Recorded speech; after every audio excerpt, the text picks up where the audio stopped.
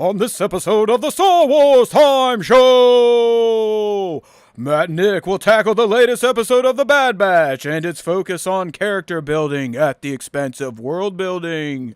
They'll then dive into a Mandalorian Season 3 special topic revolving around certain events they want to see play out once the show kicks off on March 1st.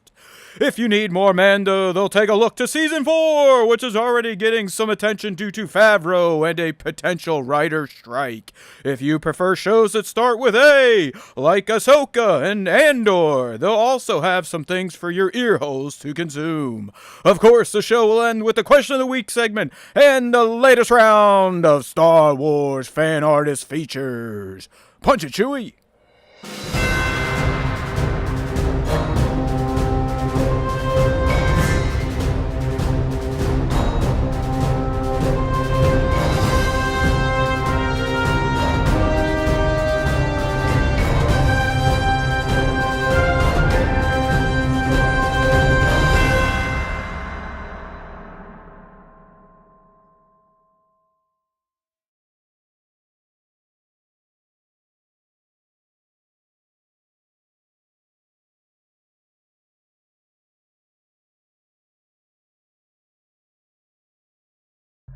Hey,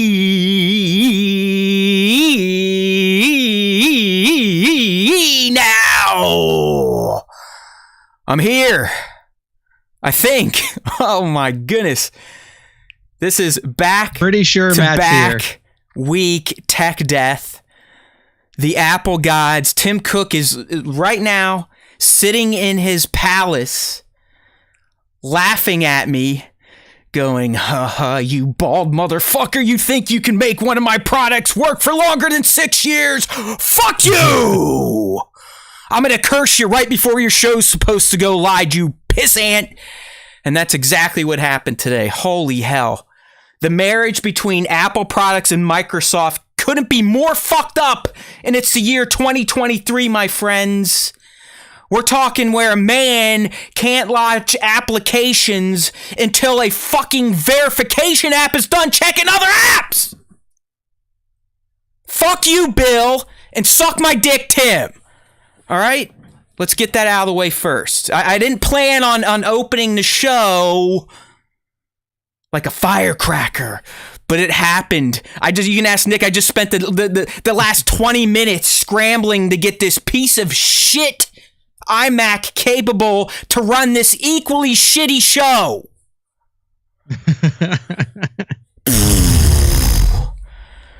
Fuck, man. You know, it's like sometimes it's like, what's the point of even being alive? Oh my God! And you know what it is, Nick? I don't want to fix the root cause. That's the problem. Like it's not only is it tweaking my tits over the fact that it's got me all worked up because it fucked up the show, but it's reminding me day in and day out that I've got to replace this iMac, and I don't want to do it. I become that tech lazy at 42 and a half. I don't know what my problem is. I don't know if this is like a natural progression for people that used to be super into new tech, got to have the new thing every year, fuck 3-year cycles. You know, do you still have the burning desire to upgrade and, oh, my computer's 3 years old, it still works, but I need to get the new, or where are you at? I mean, for me, since like I've been like parting and piecing out this computer, doing individual upgrades since I was like 16 years old. So this computer is, I mean, like the case itself is probably 12, 13 years old. All of the components in it get switched out at some point. I got, you know, like one of the 30 series NVIDIA cards is in there. I just replaced the motherboard and the processor about 2 years ago. So like I never have to go through the like I need to buy a whole new computer thing. I always just like part it out. But you know, you're getting older. You like to lay around really and do other things. Like, does the thought of even having to replace a CPU, GPU, or a board at this point just go, you know what? I've got better things to do in life than fuck around with a computer all day. No, because it's like that's something that I enjoy doing. That shit. Like for like you're just like buying a new computer. For me, like I'm like going in there, replacing the part. Like I enjoy tooling around on the inside of a computer. So it's something that I'm like, I find fun. But for you, for sure, it's just like now I have to spend $2,000 on a brand new Mac computer that sucks. Yeah. But like for me, like I future-proof my shit. So like I have a AMD 7 5800X 8-core processor at 3.8 gigahertz per core, 32 gigs of RAM. I got, I mean, the only thing that I'm sure, like rub it in, Nick. on, maybe. Go ahead and stick my nose in that piece of dog shit on the floor, you motherfucker. But yeah, the only thing that I might lag behind a little bit on this computer is just like my storage space, because I only have 512 gig solid state drive. But like, I don't really need more than 512.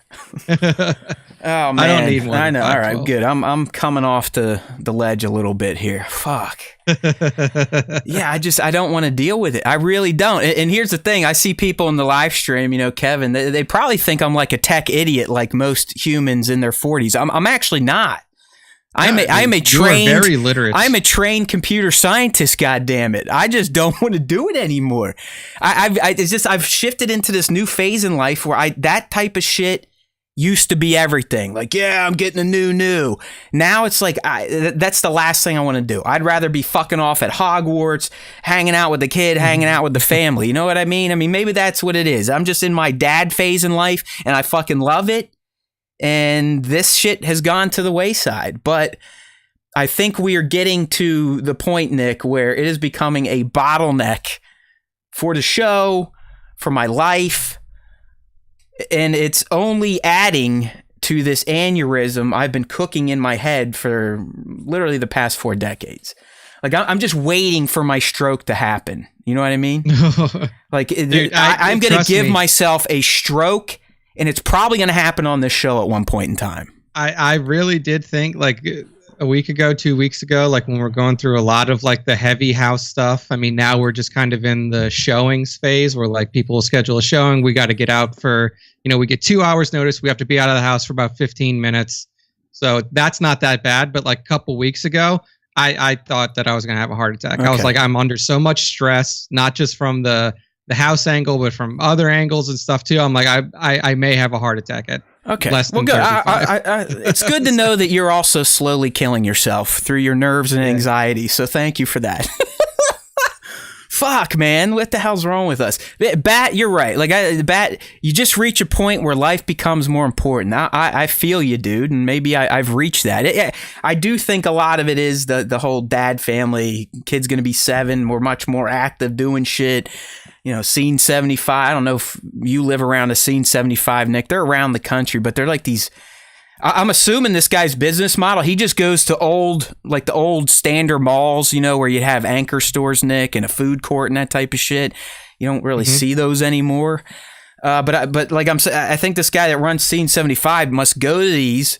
Be like, hey, I see your Sears is out of business. That's a fucking anchor at your mall. Do you want me to fill it with Scene 75? And Scene 75, for all intents and purposes, is essentially an indoor amusement park. I mean, it's got rides, go-karts, arcades, ticket games, laser tag. I mean, it's just a blast. So that's what I'm doing instead of that's fun. How can I plan to fix this Mac? But I do have a spring break coming up, where my dead ass will be sitting at home while the women are out, working and going to school. So that could be time to get it done. But I'm also on the other shoulder. That other voice is going, fuck that, dude. Sit around and do some toy photography. Put some toys away because they drive you nuts. Play around in Hogwarts Legacy. Get some, some hardcore screen time in with that. So I'm sure I'll push it off, and we'll be here next week with me, pissing and moaning about my tech and, woe is me, I need a new Mac. Ever feel bad for me? Everyone can tell me to go fuck myself. All right. I earned that today. All right. So, we pissed away the first 20 minutes of the show. We're going to have a reduced version of pop culture talk. But I do want to get some thoughts out here on, I guess the latest big pop culture release, at least in terms of cinema, and that is Ant-Man and the Wasp: Quantumania. I'm not quite sure why the Wasp gets included on the title card, but I guess she is in it. Kind of a reduced role for Evangeline, if anything else. But I checked this out yesterday. I got my real work done early because the kid had the day off, so I knew I'd need to find some activity. So we checked out Quantumania. And I'll tell you what, Nick, I know you've been kind of turned off to the MCU for quite some time, which is respectable. And I'm here to report that this is probably not the movie that's going to get you back into the MCU. All right. Now, I'm not going to say it's a big piece of shit. I think its Rotten Tomatoes score of 47 is a tad low. But I will say I do agree with some of the critiques. Its edit is definitely a little clunky. I mean, there are moments where you can tell they're like, hey, we got to save some time. So instead of them actually talking about what they're about to do, let's just be like, hey, we need a plan. Cut! Plans in action. They're already doing it. That it was that type of stuff. The overuse of computer generated worlds definitely starts to get a little, cheap looking. Nick, I'm starting to feel it's like we're regressing. It's like the technology has gotten so easy to use and probably cheaper to use that now we're back to like the prequel days where like, hey, let's just make everything a fucking green screen and you guys stand here and act and then we'll fill it all in the background. Because it gets to the point now where it's an over reliance when you can do things in another way. So like for the prequels, I mean, realistically, George didn't really have any other way to like make the worlds that he was trying to create. So he had to do it with CG. And the deal was back then that like CG was still like relatively new. And if you watch some things now, it definitely looks bad. But now it literally is just about laziness. It's about laziness and like not wanting to spend money to make it look better with practical effects or with better, even like better special effects. And that's the weird thing is because, obviously the tech has improved by millionfold from what George was using until now. But I'm starting to see like it's not the full on clipping with the green screen, but you're like, oh yeah, they're standing in front of a big fucking screen. Like they absolutely, the lighting is not even matched to the point to look like they're even doing good digirama. So whatever, I will admit that it is a visual spectacle. You do get much stronger science fiction vibes than in really any other MCU movie to date, even more so than Guardians of the Galaxy. It's very sci-fi. I've seen some people, it's like Marvel's Star Wars. It's like, all right, yeah, there's a lot of random looking aliens and different races, this, that, and the other thing. Quantum realm, out of space and time. But it's fun. Like I said, I think the 47's way too low.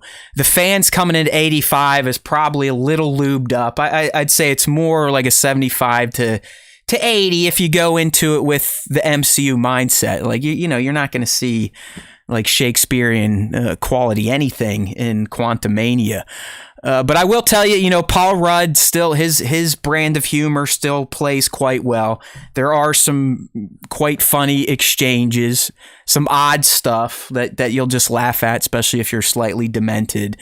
But really, I think the shining star in this movie is Jonathan Majors as Kang the Conqueror. I mean, dude, like if this is our Thanos, Kang and all the many Kangs of the multiverse, then I'm good. Like that's the one thing. It's like, all right, finally, phase 5. Finally, we got a guy that you can see that could cause problems for the worlds and hell, the multiverse's superheroes.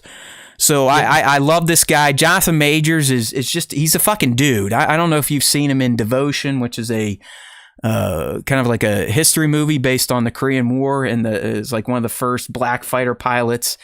He's in that. He's going to be in Creed 3 coming up. Obviously, he played a version of Kang in Loki season 1. The dude he's a dude. Like, there's no other way to put it. Jonathan Majors is a dude, and he's probably the biggest shining spot of Quantumania and Phase 5 moving forward.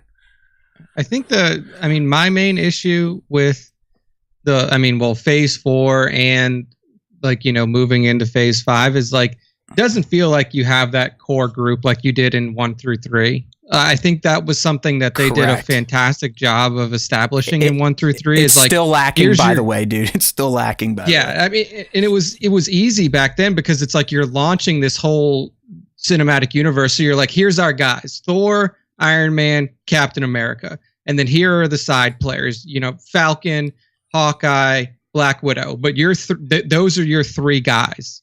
And with Phase, like from basically Endgame forward, they really haven't been able to reestablish like their core 3. I know that they were trying for Black Panther. Unfortunately, Chadwick Boseman's passing kind of put a stop to that. I know I still haven't seen Wakanda Forever, but I know that Shuri has like taken over as Black Panther now. It was supposed to be Black Panther, Captain Marvel, and then Doctor Strange. But that got all wonky. We haven't had a Captain Marvel flick in a long time. Yeah, I've heard the Marvels have been delayed now. I think the Marvels, I believe, were supposed to come out this summer or next summer. I don't know. But yeah, you're right. That was going to be her next movie. And I think Miss Marvel was going to be in it as well. Yeah. Kamala Khan. And now you're in this position to where it's like you have the new Captain America. You have Sam as Captain America, which I'm desperate to see because I loved his character progression in the show to become Captain America. But now you have like this amorphous group and you don't know who your leads are. It's like, is it Captain America, Black Panther, and Doctor Strange now? Where does Captain Marvel come in? Where do all of these other like side characters come in that you've now established through TV shows and stuff? It's become very like kind of convoluted because of all of the TV shows, and it's hard to track like who you're supposed to be following as like your primary heroes for. I mean you're right, because at this point is Loki one of the good guys, because that's kind of how they're positioning him, especially in his TV series, which more or less kicked off the concept of multiverse, multiple timelines, and that this one being, this Kang character, can influence them. He can wipe out entire timelines at the snap of a finger. So, you know what it is, Nick? It's like they finally found, it seems like this villain is going to be something we could coalesce around, but you're right. The Avengers don't seem like they even exist. Yeah, Ant-Man is one, but who else? Is it the new Captain America? I don't know. We haven't seen him for 2 years, and he was only in a TV show, and he reluctantly came to the idea of becoming the new Captain America. Yeah. So where's Sam's head at in this point in time? I don't know. I mean, I don't know. It's just I know this was Phase 5, and I think it's a good start for the villain. I don't think it's a great start, as Nick is kind of inferring, for the heroes. It still feels pretty scattered at this point in time. There's no band to rally around. I've heard that, or I saw recently that they have now put Jon Favreau back on the advisory board for the MCU. No, don't take our guy. He was on the advisory board for phases 1 through 3, and then he hasn't been on it for phase 4 and now the beginning of phase 5. And I feel like they've seen that Favreau may be good at world building and at giving direction to things. It's weird, man. So I don't know. It really has. Phase 4, in my opinion, it's like, is it even a phase? Yeah. I mean, it's a transition phase, if anything. Like that, at best, it transitions out of Endgame into the new world. But I don't know. Hey, like I said, I think Ant-Man's still fun. Definitely a movie theater type of movie. Like I said, I mean, the visuals will get you. If anything, it's going to look and sound impressive. But it doesn't quite have that draw like the phase 1 through 3 of the Marvel films. But that's kind of been the stigma for every movie since Endgame. So it's just, I think this is the new MCU we're living in. They're not garbage, but they're not that water cooler. Oh my God, did you see this? Did you see the stinger? Oh, it's going to connect to this and that guy and that girl. That's all gone. So it's kind of a bummer. Yeah, I think that's what some people were saying too, is like, I mean, it's a critique, but it's not a bad critique. Like, I think that critics specifically now expect every Marvel movie to be Endgame level. Yeah. But like, it can't be that. No. Because Endgame was an 8-year or whatever 10 year buildup. 10 plus 10-year buildup. Yeah. Almost, and I think almost 28 movies to get to Endgame. So yeah. So like, you can't expect every movie to be like that sort of event. Right. All of these movies can be like self-contained stories that they tell about an individual. It doesn't have to be something that is like Endgame every time. But yeah, I mean, it's going to be hard now because there was such a high bar set for the MCU from phases 1 through 3 that like, if you go through a down phase and then you go into another down phase, you may never be able to really. Yeah, you're spot on because we're going through our chronological rewatch. We're up through the first Ant-Man, so right before Civil War, and my kid just like her eyes are being opened. Like, oh, even when we saw Ant-Man, she's like, hey, how'd her mom get out? It's like, oh, we're not there yet in the rewatch, but it's getting there. We can't stall all new Marvel for you, little one, but we'll get there. Don't worry. This is those. I do feel like this is the first one of the new phases where you can see like, okay, like I said, we have our enemy at least. Like that is clear now. Like they make that very clear. So at least we have that. Who knows? I don't even know what the next movie is in Marvel coming out. I'd assume we have at least one more this year. Are we all TV? I don't know. Everything's fucked up. That's the other thing we got to consider. A good chunk of Phase 4 was done during the pandemic. And as we've seen, that stifles a ton of shit. That stifles creativity. It stifles your acting ability, planning, production, turnaround times. I mean, that's why everything's delayed and extended, and why Star Wars content was becoming vapid on Disney Plus. It was because of all that shit. And if you believe Iger at this point in time, he's wanting to kind of strip some things back, right, Nick, because of how much money they're losing, and focus more on Star Wars cinema, which we're going to talk about here a little bit later today. I don't know, it's kind of counter to what Nick was saying, but it does sound like they want to start giving us less stuff to look forward to on Disney Plus, and I don't know how that helps their issues over there. At least isn't that what you kind of felt from Bob? Like, yeah, we're going to focus on Star Wars, Disney, and Pixar, but we gave you too much Marvel, so we're gonna start pulling that back and maybe give you a little more Star Wars on the cinema side. I mean, it's going to be. I will say for the next 3 years of Disney are going to be very interesting. Because if they don't find a way to make Disney Plus profitable, then it's a bad spot for everybody, because you can't. I think it's hard to shut it down. And if they do shut it down, then you are in a position to where the only way they make their money back for it is they sell their license for all of their things to different, like they sell it to different streamers. Sell me Star Wars, you motherfuckers.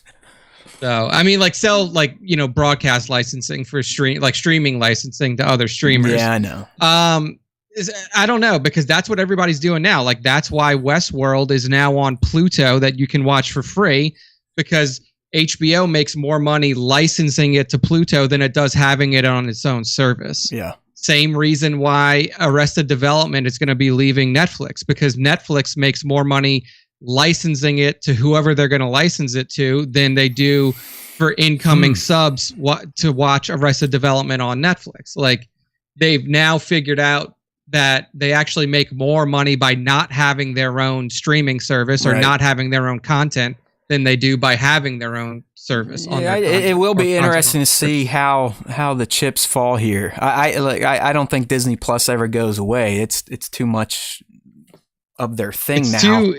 You can't completely shut it down. They have theater, parks, Disney Plus. I mean, that's Disney these days. That's their business. So I think what's going to end up happening is there's going to be a tiered way that you can watch Disney stuff in the future. It'll be theater first, Disney Plus next, and then after whatever, a year on Disney Plus, they'll license it out to somebody else. I also think that 45-day turnaround shit's going away. Bob's like, yeah, fuck that. We need to recondition people to know that, no, you need to go to a movie theater, watch Disney movies, because you're not going to get them on Disney Plus until, say, like an HBO would get a regular movie, eight months after it's run. That just going away. It is going away. All right, man. Let's move on. Like I said, I kind of pissed away a good part of our pop culture talk, but we're always learning, you motherfuckers, right? So there you go. You got a little business school thrown at you and some Ant-Man summaries. I would still go see it. Like, I don't want to say it's a shit movie, but like I said, it's probably like a 75 out of 100. Not too bad. Plus Paul Rudd, right? Paul Rudd. Ant-Man is the reason that the people came back from the blip after all. Everyone's got to remember that. And now he could be a reason for something else, but you'll have to go and see. All right, dude, let's get into our Bad Batch deep dive. Last week we were kind of kicking the tires on this episode. We were wondering. We were reading the tea leaves. We were looking back in the past going, Episode 1 was a 2-part pretty good, and then we got that great episode 3 with Crosshair. Maybe we'll get something like that. Or I also laid down the option. You know what, Nick? We just got the pretty heavy hitting Star Wars politics episode 7 and 8. There's a good chance we're going to go back to standalone territory, and the latter turned out to be true. And, before we get into our individual reviews and then our deeper dive into the Bad Batch, AKA The Crossing, I'll be the first one to admit, when I was watching it and I kind of guessed that, okay, the ending's coming. This is going to be an interesting week in terms of fan feedback. Because even I was like, okay, all right. I didn't think they would make this a cliffhanger episode considering the meat they were giving us, and then they just kill it and now we got to wait, which... We've talked about this season, Nick. We're like, some of these episodes where we did get a 2-part. If they didn't 2-part it, you would be left kind of feeling like a little empty, not fully satisfied. And I guess since I'm rambling, I'll just keep going with my personal review. But that's kind of how I felt for the first time watching Bad Batch. I kind of felt like, there wasn't that much meat there because we have to stop and wait 7 days to see how this kind of wraps up. I mean, I did appreciate, obviously, I think it had great character building, especially on the fronts of Tech and Omega, both individually and as a pair. We haven't had a lot of Omega and Tech because Tech, let's face it, Tech's like most men. Especially men of a certain age, like my parents' generation and above, even mine and above. Like, I think my generation, younger men are getting better at becoming full people and having some sort of emotions or whatnot. But Tech's like your classic 1950s guy, like no bullshit, everything by the book. We don't have time to feel. And this episode, for the first time, showed us or took us inside his head, and he kind of explained why he approaches life that way. And I could sympathize with him. I've built up a lot of the same tools in my own brain to protect myself from emotion, be it healthy or not. I think a lot of men have ways to bury how they feel because that's how we were trained. But Tech, to me, Nick, he is like the picture perfect example of how a man is perceived, right? No time for emotion, all business, not necessarily an asshole, just, hey, I don't have time to think about those emotion things. I've got a job to do. So I liked seeing Tech kind of open up a bit and reveal to Omega, like, listen, I get it. I'm sad too, but I don't have time for that type of stuff because of this, that, and the other thing. Yeah, I think that he's definitely like the extreme example of like all I have time for is the task in front of me and like really spending a lot of time. He's like a protocol droid for all intents and purposes. Definitely. I mean, like if you want to make like a really apt comparison, it's probably like to fathers in like the probably more fathers in like the 60s and 70s than the 80s and 90s. Oh yeah. Like, you know, like that like old style of father that's like at work, come home, eat dinner, go to sleep, leave me alone. work, No home. time to talk to you. Who gives a shit how you feel? Just suck it up and don't bother me. Exactly. So I think that it did a good job of establishing that. And obviously this is like, you know, one thing that we have to remember as viewers, especially viewers that are, viewers that are adults, like we're not kids. You know, Omega is a kid, and Omega is going to go through very childlike states of emotion and like understanding what happens when somebody leaves the group and stuff. And that's what this was focused on, is like really like actually dealing with Omega being a kid and like her having to go through essentially losing one of her fathers, for lack of a better term. Yeah. So was it my favorite episode? No. Were there some cool moments in it? Yeah, there was, like, you know, it was cool to see them go down the waterfall and shit like that. But other than that, it was a pretty ho-hum thing. I'm upset that there's going to be a second one of these. Honestly, I wish that they could have self-contained this in one episode and moved on. Because, like, honestly, it's just it's not necessary to have two episodes that are focused on this particular problem. In my opinion. That's why I'm hoping the end, because I think in my breakdown, Nick, you know, you're kind of laughing at I had top two moments, and I probably could have argued zero top moments, but there was no Easter eggs and references, so I was like, you know what? Because you're in a fucking cave the whole time. It's like I'm a sucker for content creation that no one wants to watch, so I need to make some video. That's why I came up with two top moments. But the other bit of meat at the end, kind of paying off on Malegi and just past Bad Batch, was Sid being a complete cunt. You know, these guys have saved her tail twice, not through jobs, literally saved her. And the one time they need help, she's like, the fuck you at first. And then when Omega called her on it, she's like, all right, give me a few days. So I think that's what we're going to see in episode 10. You know, does Sid leave them high and dry? What does she ultimately do for them? Is this where she fucks them over and they decide to move on? But yeah, almost zero world building in The Crossing, which kind of bummed me out. It was very character focused.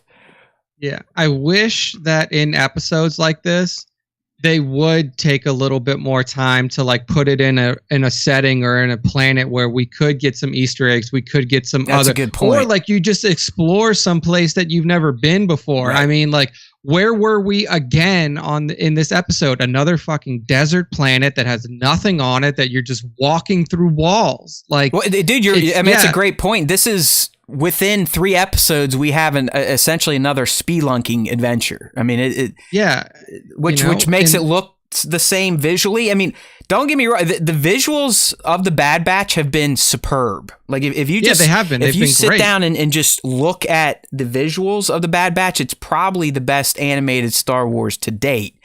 But you have a great point. I mean, it does. It just feels like we are nonstop grabbing our mining hats, getting in dark caves that have these light substances that provide a bit of contrast, but outside of that, it's pretty drab.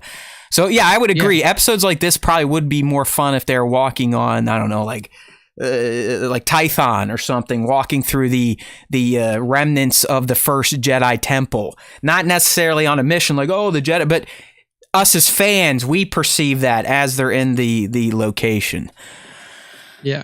So, I don't know. I mean, there's not too much to say about this episode, in my opinion. I know that like we'll do our regular kind of go through, but this is one where I sat down, I watched it last night, and I was like, when I got to the end, I was like, I can't believe they're gonna do another one of these. Like that's just like. It's just a weird move. So Nick's what that means is Nick has his alarm set for tomorrow at 2 a.m. Central, so he can get up and see the continuing adventures of Clone Force 99 on another boring ass drab brown planet. Yeah, like I don't, and it's like one of those things that we've talked about about Star Wars for years now. It's like you have a galaxy. Yeah, you have And now you have the ability to move beyond the galaxy, especially if you do like sequel era stuff.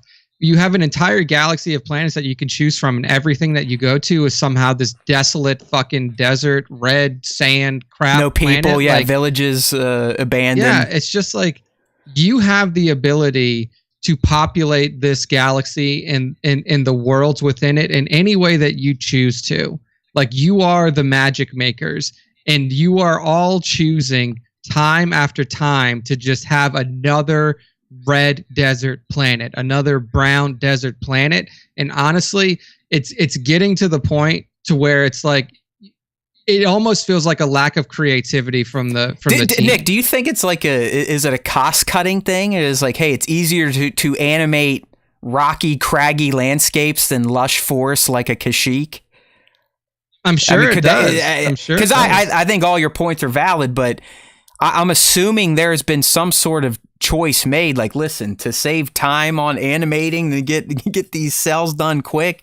Let's focus on those brown planets, those sandy ones and caves and whatnot. We'll give them some green every once in a while, but that takes too long to draw and render. So let's stick with the poop. Yeah, no, I mean, I do think that has something to do with it. It's like, what, especially for an animated series like this, where you're cracking out maybe 20 plus episodes, 16 episodes at the very least. You're like, hey, what's easy to recycle? All right, let's put them on another sand planet, and then whatever, we move on from there. Hey, real quick, since we're already kind of, we'll still go through the breakdown here, but since we're kind of talking about the next episode already, do you think in episode 10 they actually get the Marauder back, or is that gone for an extended period of time, if not forever? I think that they're gonna get it back. It's gonna be like, because this is again one of those, like, it's an Omega centric thing. Like, the batch doesn't care. The batch is like, whatever. We, like, if we get a different ship, we get a different ship. But like, they're gonna get it back because it's important to Omega that they get it back. Right. To her, it's a home. That's the only. Yeah. Exactly. Yeah. I just wonder if, like, the little pirate kid who, I'm not gonna lie, I had some people like, was that Hondo's? Like, no, definitely not Hondo. Hondo's an adult. Feathers. But it does. It has feathers on his head. Exactly. But I'm not going to lie, and I am a sicko here. It does kind of look like if Hondo and Dr. Aphra had sex and made a baby, that's what it would look like. It would literally come out with, like, Hondo's helmet on, the glasses, everything. It was the first time I saw it, I was like, is that Aphra? I'm like, no, definitely not Aphra. Is that a Hondo something? Definitely not him. But it's definitely like a Hafra, if you know what I mean. So I'm with you. I do think that character comes back into play, and you learn that they're stealing it because of what happened to that village was probably some sort of imperial atrocity, and they'll figure their shit out in time before Sid sends transport. Now, I have heard, I don't know if it was from here or maybe a comment on one of my videos, which, hey, by the way, if you do like Star Wars content, check out youtube.com at Star Wars Time Show. Make a lot of shorts because that seems to be what people will watch these days, or at least what YouTube will show them. But someone kind of postulated, Nick, that, what if it's Crosshair that somehow comes across the Marauder and like a dock on another planet, and he's the one that he's like, oh, what are these guys doing here? Maybe he goes to investigate attack, but realizes they stole it, and then he steals it back, and then somehow that's how that he gets reunited with the Bad Batch. I don't know, but I'm with you. No. I think the ship thing gets resolved in episode 10. Other stuff on our short form. We had the first clip of Mandalorian season 3, which was pretty funny. I don't know if you saw that making the rounds, Nick, but Grief literally has himself a kingdom now, and Mando's there visiting. But the best part, and I'm sure this will annoy people more, probably Nick, because he laid it down last week. If Grogu doesn't fucking talk, he's gonna burn him down. Like, he's gonna start printing "I hate Grogu" shirts, "Death to Grogu." But Grogu, like, as the adults are talking, Nick, he's in a spinning chair like all little kids do, using the Force to spin him around, like, like he's going like, woo, and you can hear him. He's like, woo, woo, woo. And you see Din, like a dad would, doesn't say anything mid-conversation, stops him. And then Grogu sits there, starts using the Force to grab, like, M&Ms off a greased desk. I'm like, you know what? He still does it for me. The little guy hijinks still does it, talking or not. And I just rewatched The Rescue. It's probably the third or fourth time since I've seen that episode. It still hits, my friends. Like, it still got me worked up, even knowing that Red 5 was going to show up and that Din has to give him away. It's just, I think it's a combination of a beautiful Star Wars moment, my Star Wars nostalgia with, Luke and R2 and Red 5. But, if you are a parent, that's a genuine emotional moment to watch Din come to grasp with, all right, I got to let this little thing go. Like, I've taken it as far as I can, like a parent takes their kid as far as they can. And one day, 1 year, you have to be like, okay, out of the nest, you need to move on. And I know that's not going to be easy. So that hit me too. But of course, my daughter was there to shame me and remind me that men are not supposed to cry. And it's like, you're right, God damn it, let me suck it up. I'm a pussy.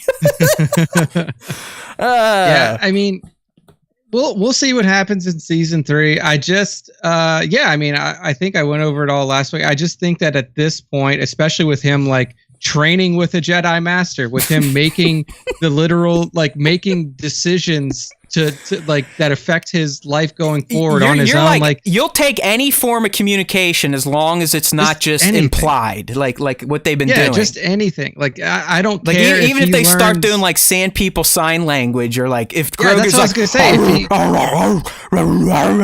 stuff like that, you'd be like, if he sweet. learns sign language, anything like that. I just think that like, it's hard for me to accept a character that can like, oh, I can lift up this mud horn and throw it across an arena. I can fucking stop fire from burning down my entire... have words coming out me mouth.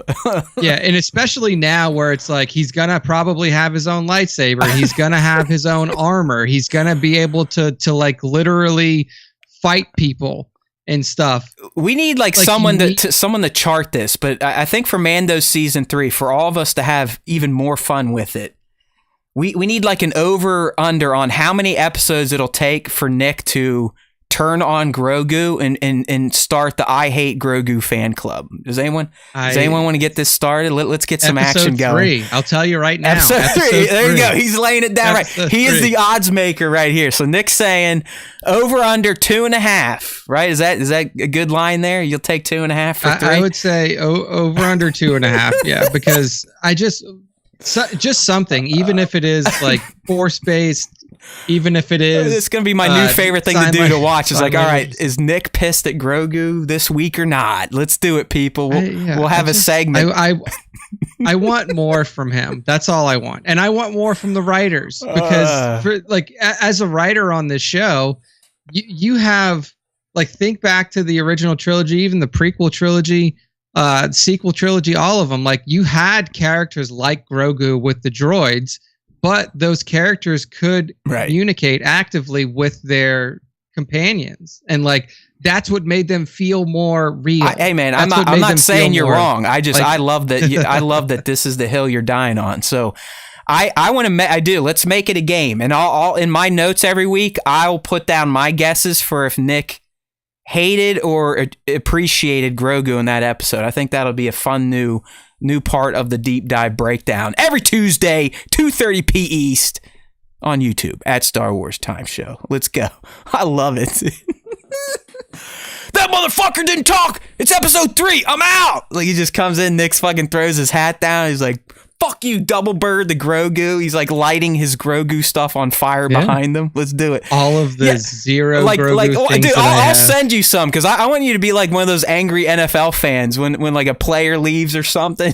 I want you to like film yourself burning Grogu merchandise. Like that's going to do something to Lucasfilm. But I will say that I was never one that was like super like everybody in the world like had this super love affair with Grogu as soon as he came out, and like you can go back and listen to the other shows. Hey, listen, like Nick's not lying. Like this isn't some new thing just to be different. He's always hated the little green fucker. So I love it. He's getting more vocal now. He's laid down the gamut. If he ain't talking, or it feels like he can communicate by episode 3, it's over. Nick is filing his petition to start the I Hate Grogu fan club. All right, let's do it. Just I love it. make him a character and not a carry along item. That's all I want.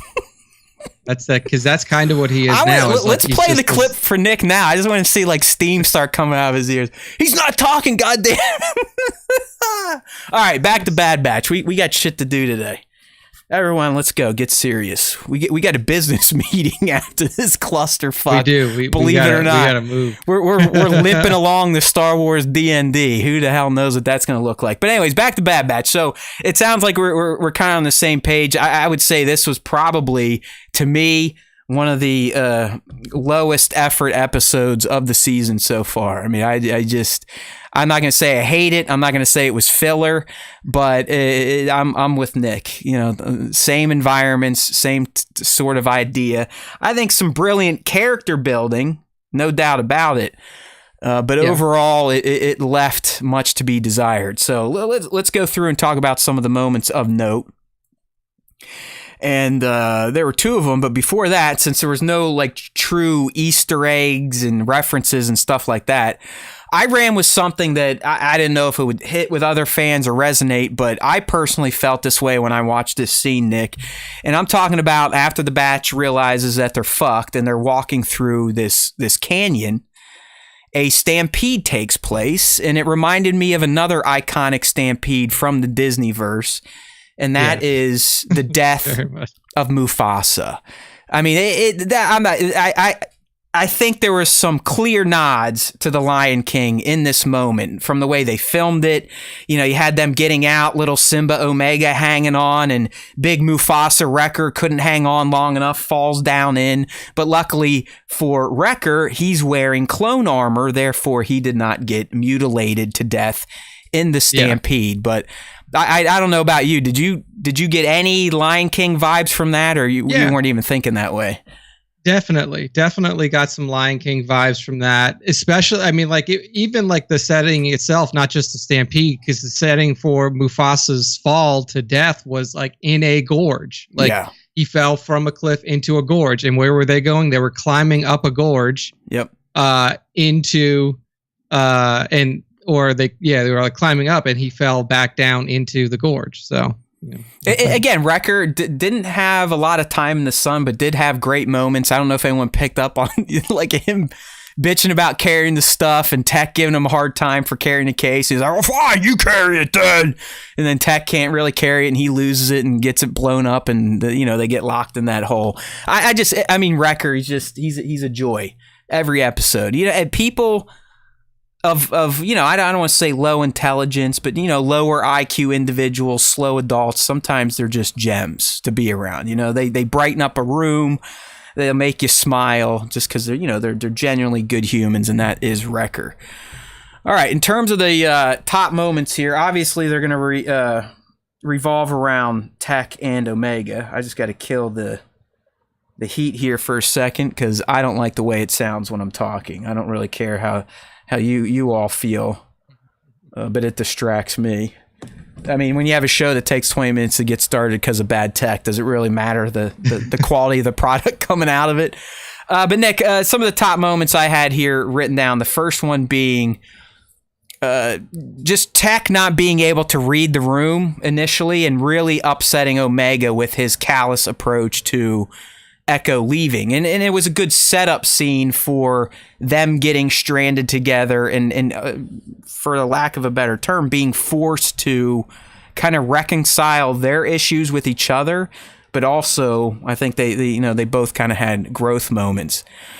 But in this scene in particular, you really see that Tech just doesn't understand what it's like to have a young person where even our slow friend Wrecker and obviously Hunter and Echo figured it out, but he has no idea how to handle Omega right now as she is dealing with the loss of a brother. And I think it was a really well written scene, and Tech's inability to be emotional was really put on display here. I mean, that was a good moment for sure. It was purely a moment that sets up towards the end, right. But yeah, I mean, if there was anything that was a highlight, definitely that little beginning. Right. And as Nick guessed, my second top moment, the last top moment, was their second talk, where after they went through that water slide and ended up in that underground pool, and they actually had time to just, Omega kind of forced the issue, which you got to appreciate.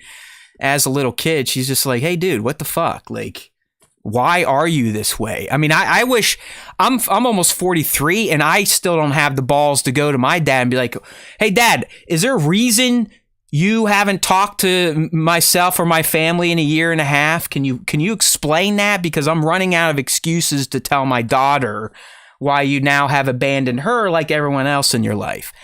I'm too big of a puss to do that. I don't want to deal with it. I've had years of his nonsense, so I've built up many calluses. Be like, hey, fuck it, who cares? I don't really need him in my life, but he was a big thing for Charlie growing up, and now he's just literally been gone for almost 2 years. No word, no nothing. This is what he does. But I wish I had the balls that Omega had there to just kind of call him on his nonsense. Like, why are you this way? I think that'd do a lot of us a lot of good in our lives if we could do that to more people, especially our loved ones. Yeah. Why are you this way? Please explain it to me so I don't want to slap you in the face. But what I picked up here, Nick, and I don't know if you did, but did you feel like even as Tech opened up, he, to me, and his approach to relationships and attachments felt very Jedi-like. He's like, listen, yeah. I don't have time for attachments or feelings because that would mess with my ability to get the job done. And that's more or less the mantra of the Jedi before they were taken out. Like, listen, you can't love anything because it will fuck your focus and you will not be able to execute your mission as a, pure light side Jedi. And it just felt like Tech was, I'm not saying he has powers or anything, but his philosophy was very Jedi-like when it comes to attachments. Yeah, I mean, I think that he was designed to be that way too. I mean, like we all know that like the Bad Batch is the Bad Batch because they have these like very specific design quirks to their, the way that they were built and, or the way that things went wrong in their building process. And Tex he is a highly intelligent, sole focus on the task at hand tech person. And like, he's a human computer.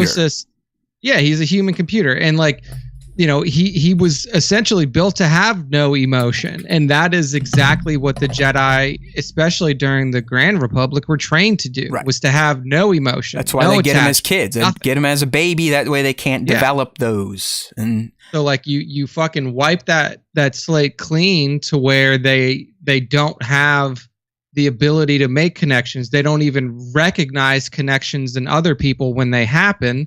And that's how you get to where Tech was when Echo left. He's just like, yeah, Echo's a soldier. Echo's he works just like we do. He's off to another job. And that's essentially what he was saying to Omega in the beginning, was that like, look, he's just got other stuff to do. We have other stuff to do. Let's do the stuff that we have to do.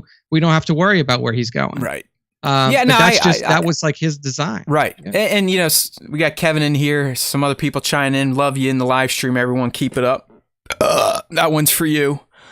But Kevin saying, to be fair, Tech, he was created for war. I 100% agree, but so were Hunter, Wrecker, Echo, Rex, and they all have figured out emotions and how to deal with Omega. So Tech really was like the last one who was just, because of his special tweaks. Like, we got to remember, Clone Force 99, they're not regs for a reason. Each one has a very specific tweak, with Tech's being you're a supercomputer, but you're an organic. You're not even a cyborg like Echo became. You are just, this is what you do. You program shit, you read radios, you send signals, you tap in the comms, you hack stuff. Where Hunter got the sense, like the smell and sound. Wrecker obviously got the brains, right? And then, that was it really for Clone Force 99, was just those four. So I'm with you. But But yeah, I don't know. I think we are going to see a different Tech moving forward. I'm not saying wildly different. Like he's not going to get himself a hairpiece and have a mohawk and get tattoos on his face. But I think this talk with Omega did him well, and he will become more of a. He will become as emotional as his wiring will allow him, which is going to be more than we've seen in the past. And I do fear, Nick, a lot of times when characters have this epiphany and this level of growth emotionally, especially with an important lead character, sometimes they suffer for it, or they almost get sacrificed. Like, oh, hey, you had a great character moment, now you go away. That type of stuff. I don't think that's happening yet. But I do now see where Tech could kind of be this sacrificial hero at this point in time, and it would pop more because he was the last one to come around to the idea of we are a family now. We are no longer a war unit, if that makes sense. Yeah. So, I mean, we'll see where we go from here. Obviously, we have another episode at least dedicated to the finish line for this. You see how excited he is. You can hear it in his voice. Definitely like, not. Someone fucking stab out my eyes before tomorrow, so I don't have to watch this, please. I mean, I really do hope that what this episode is a quick resolution to where they are now in terms of like, okay, hey, we're out. And then they it just ends and it with them like getting off planet somehow and finding their ship, because that's how it has to end. I mean, like this episode arc has to end with them finding their ship somewhere, whether it be on the planet that they're on now or somewhere close by that they can like get a lift to and then find it either by happenstance or some other thing. But I imagine that that's how this episode is going to go. And it will end with like everybody showing more of an appreciation for the Marauder as their home, like Omega did. I mean, like that's almost 100%. I'm calling you I'm calling you when I get up tomorrow at the crack of dawn, and we're watching this together because I want to see you watch this. Like your voice is dripping with sarcasm. Like fuck, it's just like. Yeah, you're probably right. Like, that's why I want to watch it with you. I just want to see you like be like, fuck. See, I told you this is how it would happen. Can we please get to the Crosshair episode next? Yeah, just bring us, just a little bit more plot forwarding stuff like that. But we'll see. We'll see where it goes. Let's touch on this real quick. Connor from the live stream chat, and I've seen this too. Would you consider Tech to be autistic based on how he acts? Or could you see him being on the spectrum? I think that you could argue that every core member of the batch is somewhere on the spectrum. Yeah, that's a good point. I would say that for all three of them. The one that you could argue is probably may not be is Hunter, but I think that Hunter has very, like, if nothing else, Hunter has like a level of what is it, like anxiety and like almost like a prepper mentality. Like he's always in a position to where like he's ready for any eventuality. In fact he's over ready. Yeah, he's always on edge for sure. Yeah, like he's always on edge, like super high anxiety. But for Tech and for Wrecker, you could argue that they're on probably opposite ends of the autism spectrum. Where Tech is on the side that is like highly focused, highly intelligent, but has no interpersonal societal skills. Right. And Wrecker's on the opposite end of it, where he has very low intelligence, but he does have like where he, I don't want to say where he thrives, but he has like personal like skills to where he can like converse with other people and he can get along with other people. No, I like that. I think you made a great point there. I mean, honestly, I'm probably on the spectrum, but I was born in the 80s when it wasn't being diagnosed. I mean, some of the shit I do, I do for fun, but a lot of it, especially when I go nuts like crazy, Matt, that is a visceral reaction that normal people usually don't have. Normal people usually won't start chewing on their fingers when they start to get angry or anxious or like, come on, hurry up. Blah, blah. I mean, I chew on my fingers. I'll punch my legs. I'll slap my head. I mean, I do some weird shit, not to mention all the rituals I've incorporated into my life. I mean, for example, to turn on the back burner to boil water or something, I have to wave my hand over it 3 times to ensure that I'm turning on the right burner. Like, it's just, I have to do it. So I mean, that's like a slight, I mean, I'm not a psychologist or psychiatrist or anything, but like that's definitely like an OCD tendency. For sure, yeah. Yeah, like OCD tendency. I mean, I've gotten better, Nick. I really used to OCD out with working out to the point where I'd be like, if I can't do another set or if you can't do another rep, something bad's gonna happen. You know what I mean? That was like how I would motivate myself. Like, oh, I'm running, last mile to go, I just want to quit. I'd be like, hey, if you quit, you're gonna fucking get hit by a car, or you'll never achieve this, or your mom will die. I mean, that's like the weird stuff I cook up. I think that's to a degree like what tech goes through. Like tech is like, if I don't do this, if I don't solely focus on the task at hand, we're gonna lose. We're gonna lose. Somebody's gonna die. Yeah. We're gonna, there's gonna be a catastrophic issue that happens here.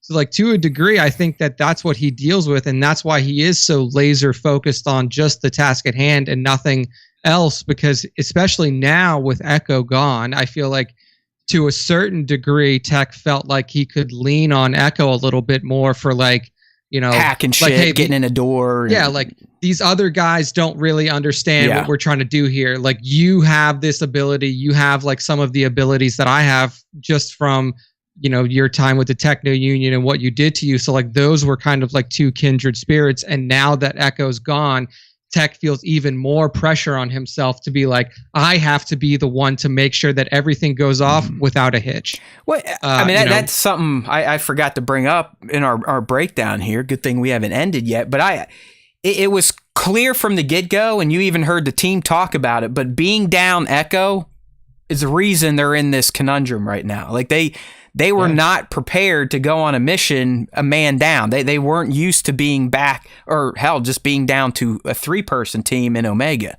They've always operated as a 4-person squad or higher. So losing a man obviously led to the fuck up with Wrecker, letting the thing get stolen, getting caved in because you had to have more clones go in than could stay outside.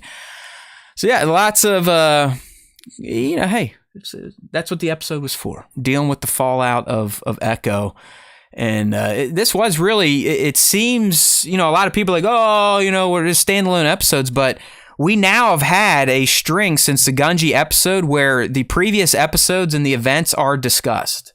So it is kind of overarching whether we love these little standalone kind of closed arc episodes or not. But in episode 7, they referenced Gunji and meditation. In episode 9 here, they referenced all the shit that happened in 7 and 8 and obviously with Echo leaving. So if you pay attention, the story and the world they are continuing to build. I think we'd all argue that sometimes the world building is not quite enough to keep us satiated. All right, we got another question here. Do you think we're getting another season at this point, or will they wrap it up in the coming episodes? I think you're for sure getting another season with something like this, unless the money just runs out or they sell the license again like they did mid-OG Clone Wars. It'll have a planned end date, similar to what they did with Rebels, where it was announced, like, listen, and I was there for the, this would have been the Orlando celebration 2017, the Last Jedi one. And that's when I could still get media access to stuff. And I got to sit in the media scrum for Rebels. So we're talking Filoni's at the fucking table. I'm sticking my little fat hand up like, Dave, doing that type of shit. But that's where they announced that they were done, and everyone, like, there's a collective like, oh no, Rebels after season 4, you're gonna kill it. So yeah, no, I think we'll get it'll be launched as the final season of Bad Batch. So we're safe for at least 3 seasons, if not more. I mean, why not? Unless Iger's cost cutting stuff comes into play with series like Bad Batch, I don't They still have many years to play with, even up to the Kenobi series. That's 10 fucking years.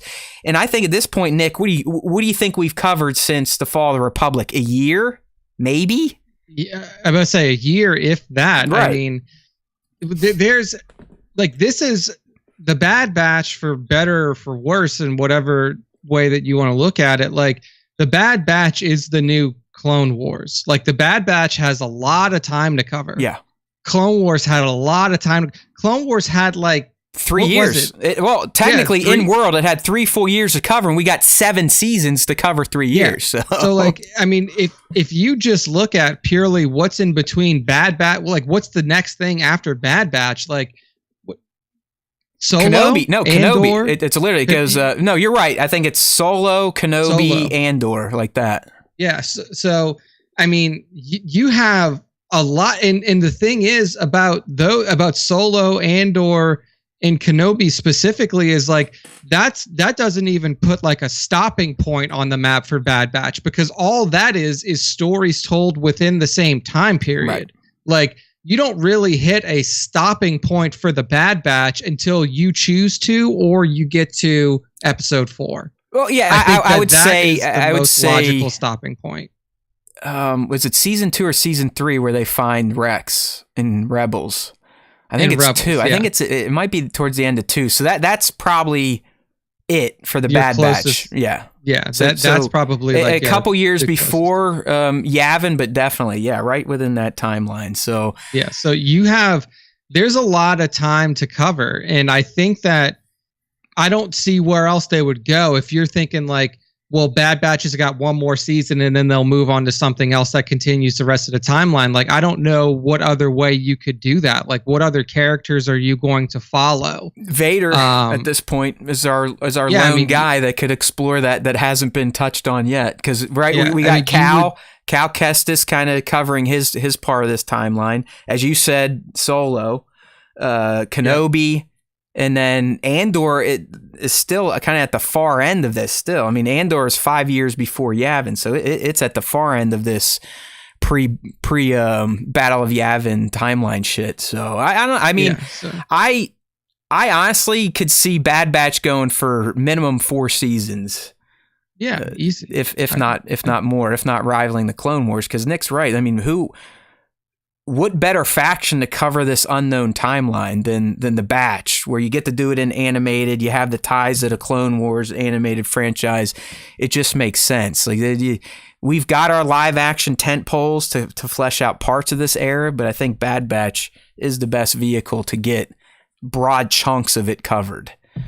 Yeah, so don't count on this being the last season of Bad Batch. If it was, we would have already known for sure. Right. There's no way that they like lead you into a season and then like halfway through be like, hey, this is the last one, get ready. I feel like we would know if this was the last. This ain't Disney Plus hasn't turned into Netflix yet, where they just get new IP and kill it after a season, even though fans love it. So yeah. One of the things that I just found out today is that like this show that I really enjoyed on Netflix, Mindhunters, it was the David Fincher series that was about like the early days of the FBI and profiling serial killers.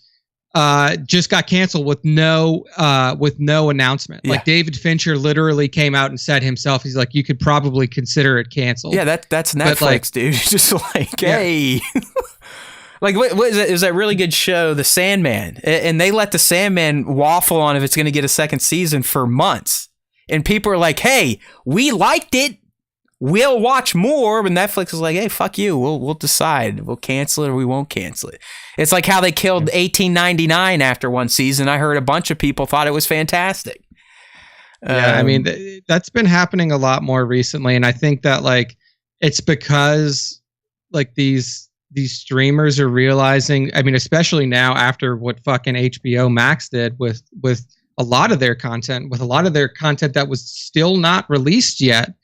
They're just like, we're just going to cancel it because we can write it. It would be better for us to write it off. That is just, my God, that's probably the worst thing you could do to a creative. I mean, yeah, whether Batgirl was going to be great or not, just think about that. You had all those people work on that movie to the point it was done. It was shot in the can. And like Nick said, Warner Bros. Like, hey, we can save like 48 mil on taxes if we just fucking shelve this thing. See ya. So, it's like, oh my God. And like, I think that now streaming services, I think the big issue now is like they've reached the apex of their subscriber numbers. Like they can't, like, more often than not, unless you release in a new region of the world, like a country you've never been released in. You're not going to add millions of people. Like, how are you going to get subscribed? I mean, Netflix has been around as a streamer for fucking, 15 years now? Like a long time. Well, they're pretty much the original, in my opinion. Yeah.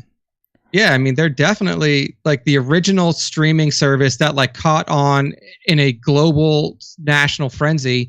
So it's not like there are gobs and gobs of people out there who've never subscribed to Netflix. Like Netflix has probably achieved their highest subscriber numbers, and now all they're trying to do is just get back to it. Yeah, try to make money. That's why they're doing all that password cracking down. And listen, I'm never going to be someone that gets upset at that. Like, pay for your fucking shit, people, okay? Quit being a leech. Quit leeching off your friends or your family, and quit letting motherfuckers leech off of you.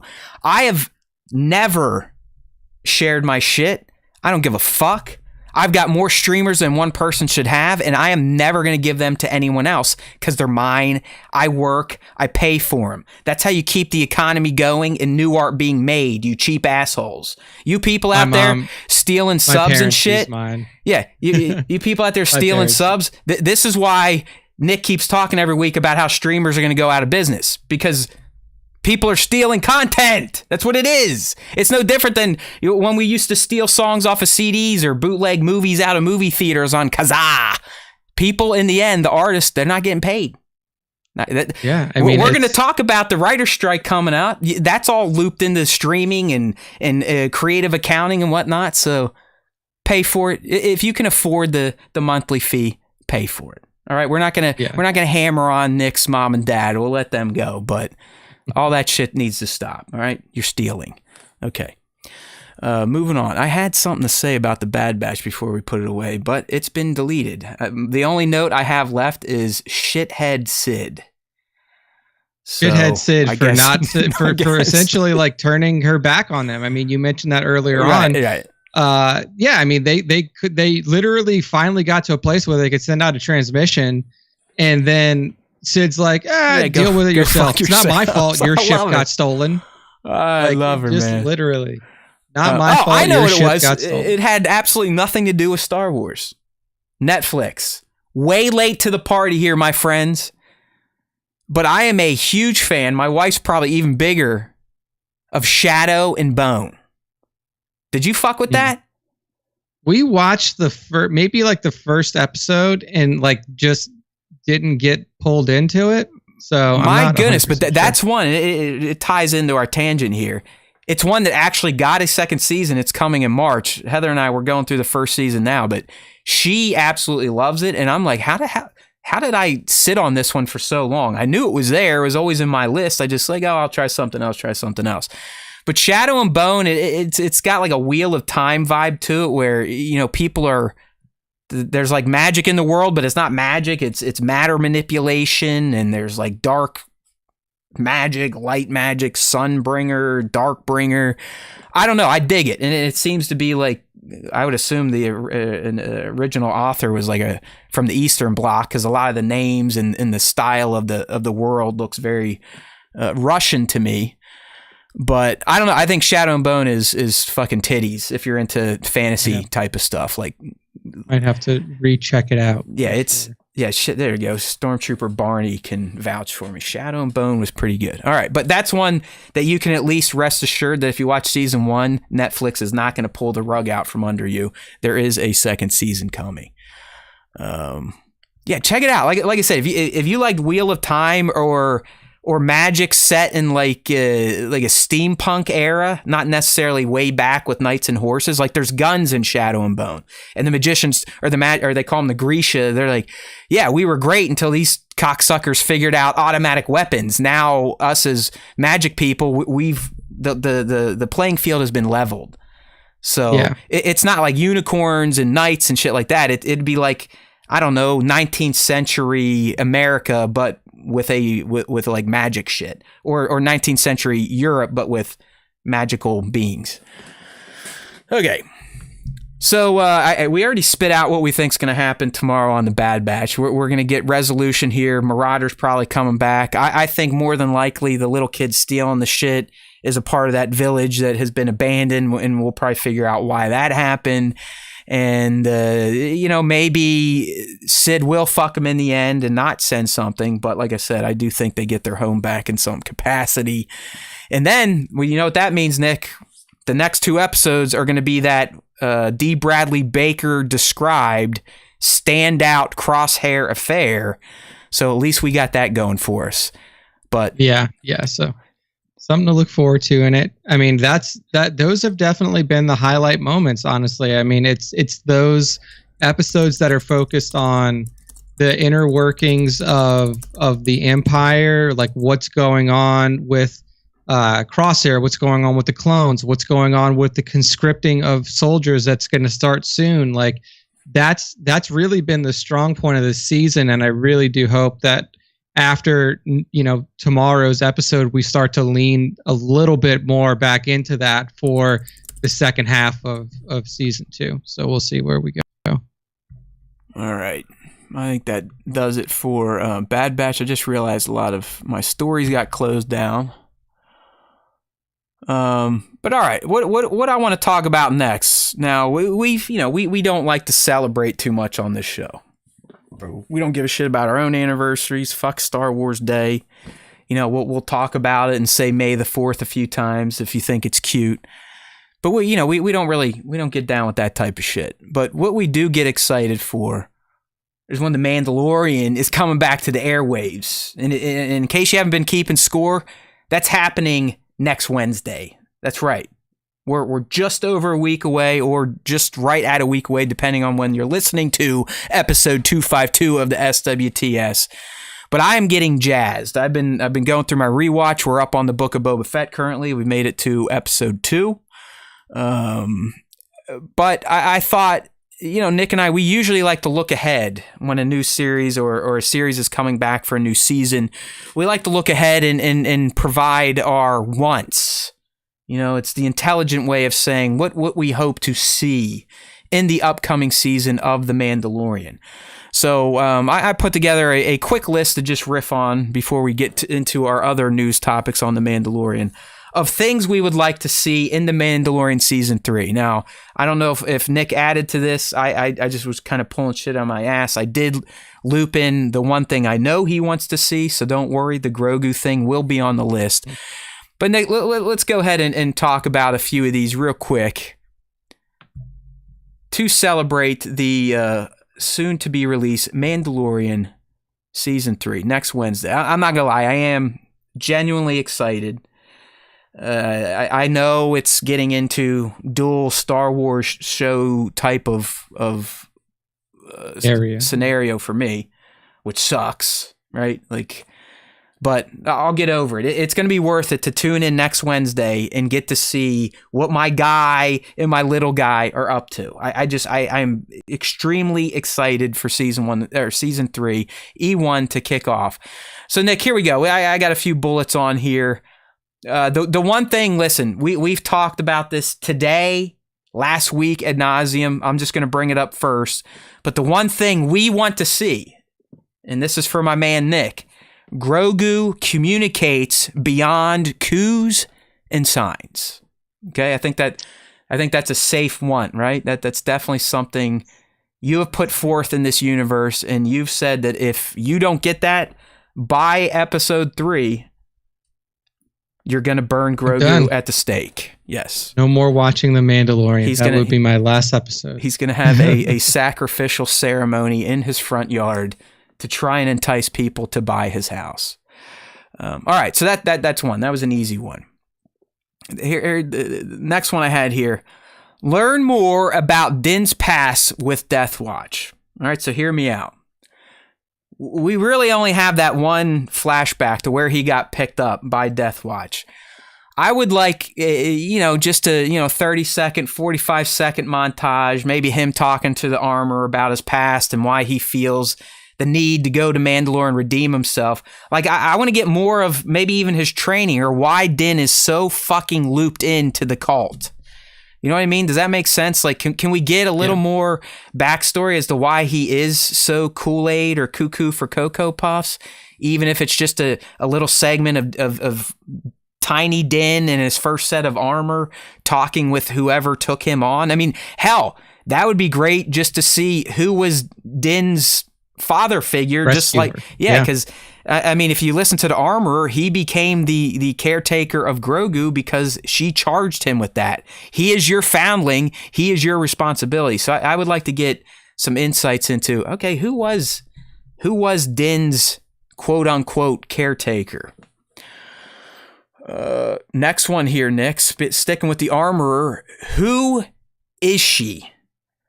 I want to know, could she be Rook cast? All right, one of the Mandalorians who you could argue did help splinter Mandalorian society by going in leagues with Maul, and you would think with someone that helped Maul do that, and she saw what happened to the planet, maybe she would kind of go back to the Creed, or is it just someone new? Like, I don't know. I have a burning desire to figure out who the fuck the armor is and why she's the de facto leader of the Nutjob clan.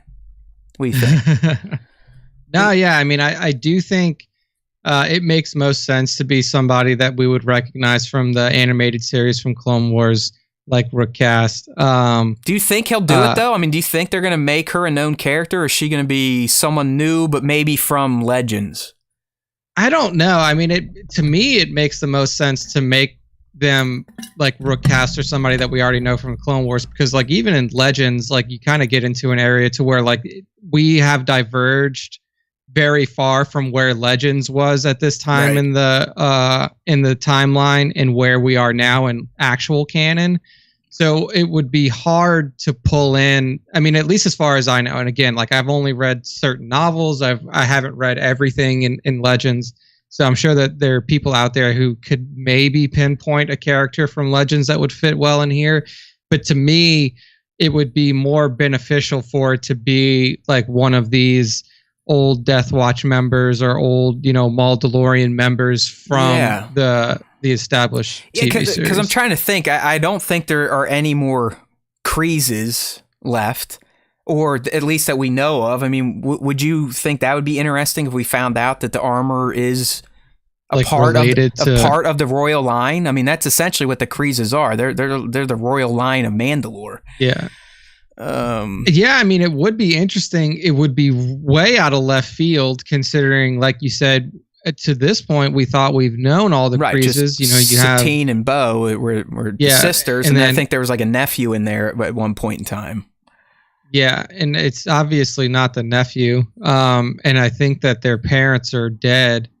So I mean, I would think that it would be like an old Death Watch member, and you don't really have many to choose from that were actually on TV. There's also weird shit that we have to be resolved if she is a part of Death Watch. Because what always gets me from season 3 trailers is when Bo-Katan Kryze is like, "Your kind fractured our people." It's like, don't you mean you?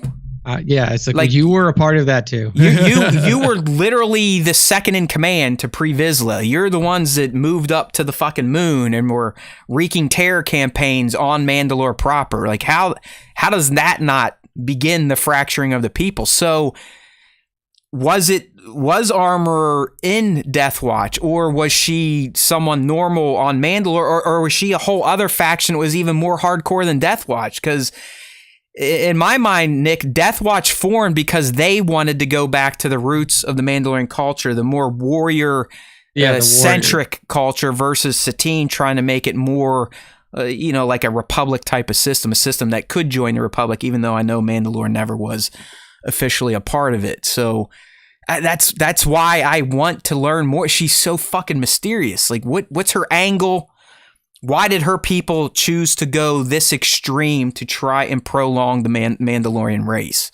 Like, what was she doing before all this?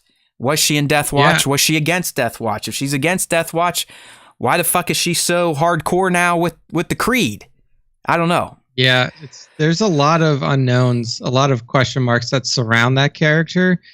And it is getting to a point. I mean, like at this point, I almost feel like she needs to be revealed in this episode or in more this season of her because intentions have to be exposed. Because go ahead.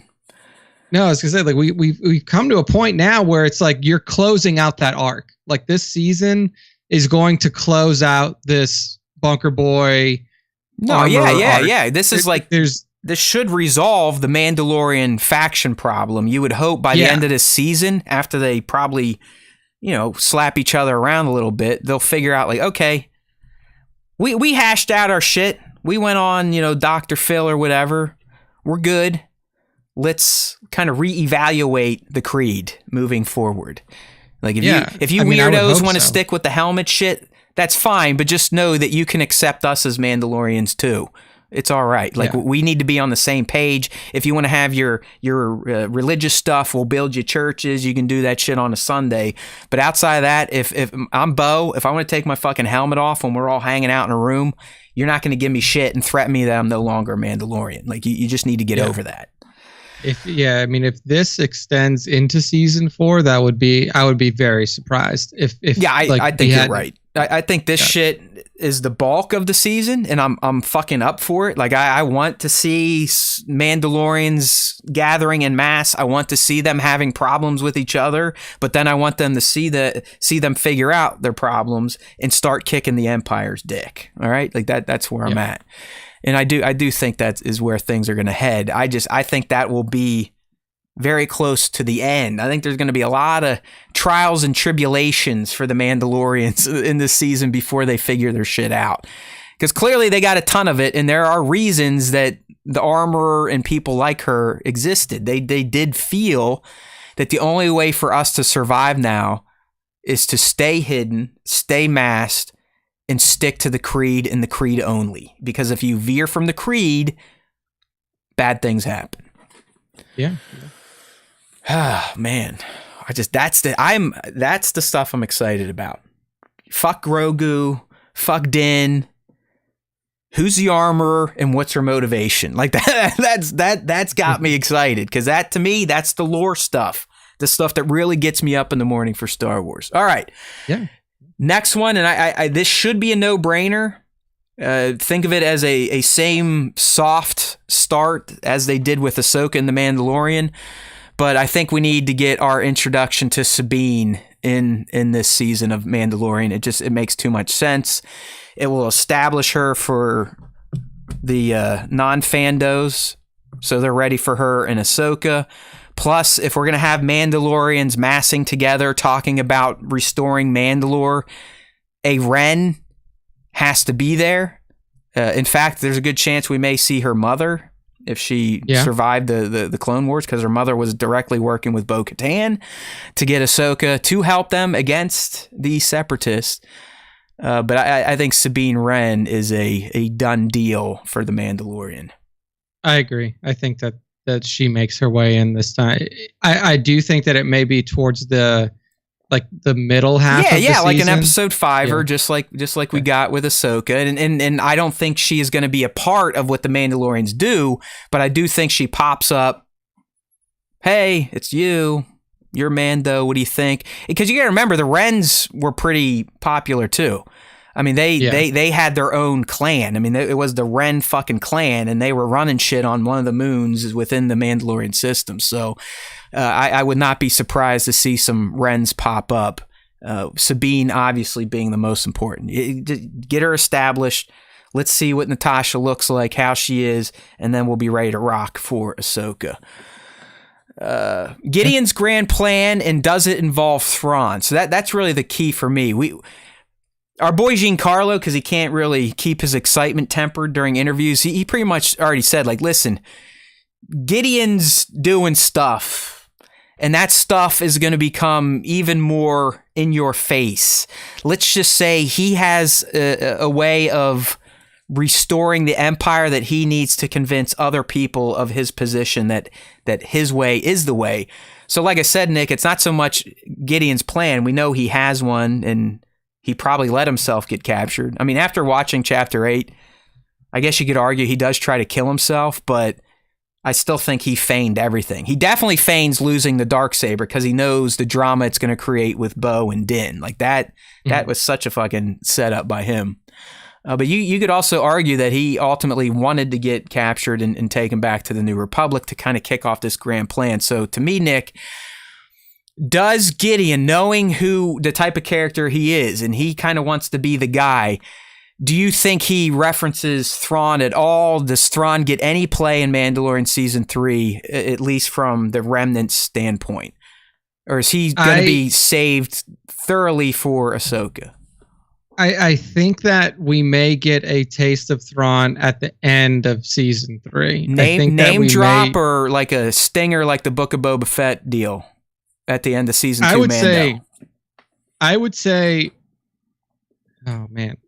I would say stinger. I would say towards the the end of the last episode, you start to because to me this conflict between the factions of Mandalorians, between Gideon and then whatever his little dealio is, that's going to take up all the whole season. Right. And I feel like they're going to stinger introduce Thrawn as here's your big bad that now that, that everybody is going to be concerned about. Now that we've sorted out all the nonsense with the Mandalorian factions that are going on, that, everything else has kind of been settled, that was an outstanding piece from previous seasons.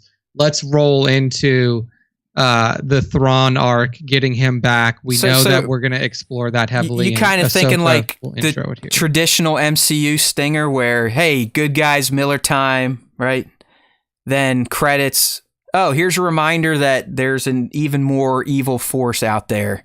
So I think that would be the best way to handle it. Yeah, like the good guys are going to get a win. Might lose some good guys, but they're ultimately going to get a win in Season 3. But then you're hoping, or you're thinking, before it's all said and done, after those credits scroll by, John and Dave are going to hit you with a little reminder, don't worry, a bigger threat awaits, something like that. Yeah, I think so, because that also, if you do that and then you roll into Ahsoka, where clearly Thrawn is going to be a primary character. I mean, you don't name drop Thrawn in the season in Season 2 of The Mandalorian with Ahsoka, and then not follow up on it in her own series. So I think that they're going to want to make that connection right up front, end the Mando with that stinger about Thrawn, maybe through Ahsoka. Okay. And then roll into Ahsoka with hey, it's a real threat now. It's no longer just we think he's out there. Where is he out there? We know that Thrawn's back. We know that this is something we have to deal with. Let's get started on how we're going to deal with it. Yeah, and I don't have Ahsoka specifically on my wants. We've got her twice now. She's established. We've got our live action Ahsoka, but I could see her potentially being the vehicle, like you said, maybe getting some Thrawn drops. But also delivering Sabine to the show. I mean, you would think these two are linked up at this point in time still, or just finished whatever adventure they linked up on at the end of Return of the Jedi's timeline. So I could see the Sabine intro being accompanied by Ahsoka. And maybe that is, like Nick's saying, maybe they save that all for the end. They come in at the end after Din and everyone yeah, we did it. I'm a Mando again. But then, Sabine and Ahsoka show up check this shit out. Yeah, it's okay. All right. I'll take it. Mandos versus Imperials. I think that's a given. But I am very excited to see this, especially after rewatching Season 2, and you get a brief look at what this could be in a small serving when you see 3 Night Owls and Din essentially take down an Imperial Star Cruiser by themselves with their pistols and Din's grenades. That's it. So you have 4 Mandos, one of which has never worked with the other group. They get together and take down an entire Imperial Star Cruiser. So you take that and extrapolate it to season 3, where we've heard we're going to see 50, 60 Mandos at a time. I want to see what that looks like. Because battlefield moments, right? We've never really we've seen it a bit in animated form, but it was you had a highly skilled clone force fighting against Mandalorians and vice versa. Here, you're gonna have a highly skilled force fighting against fucking bums and people in the South that still think like the stars and bars is a good thing. Like they don't realize that they're fucking traitors. That's who the remnant is, right? They're a bunch of sycophants during the Mandoverse timeline. They can't let go. They don't think they've lost. They don't want to recognize the New World Order.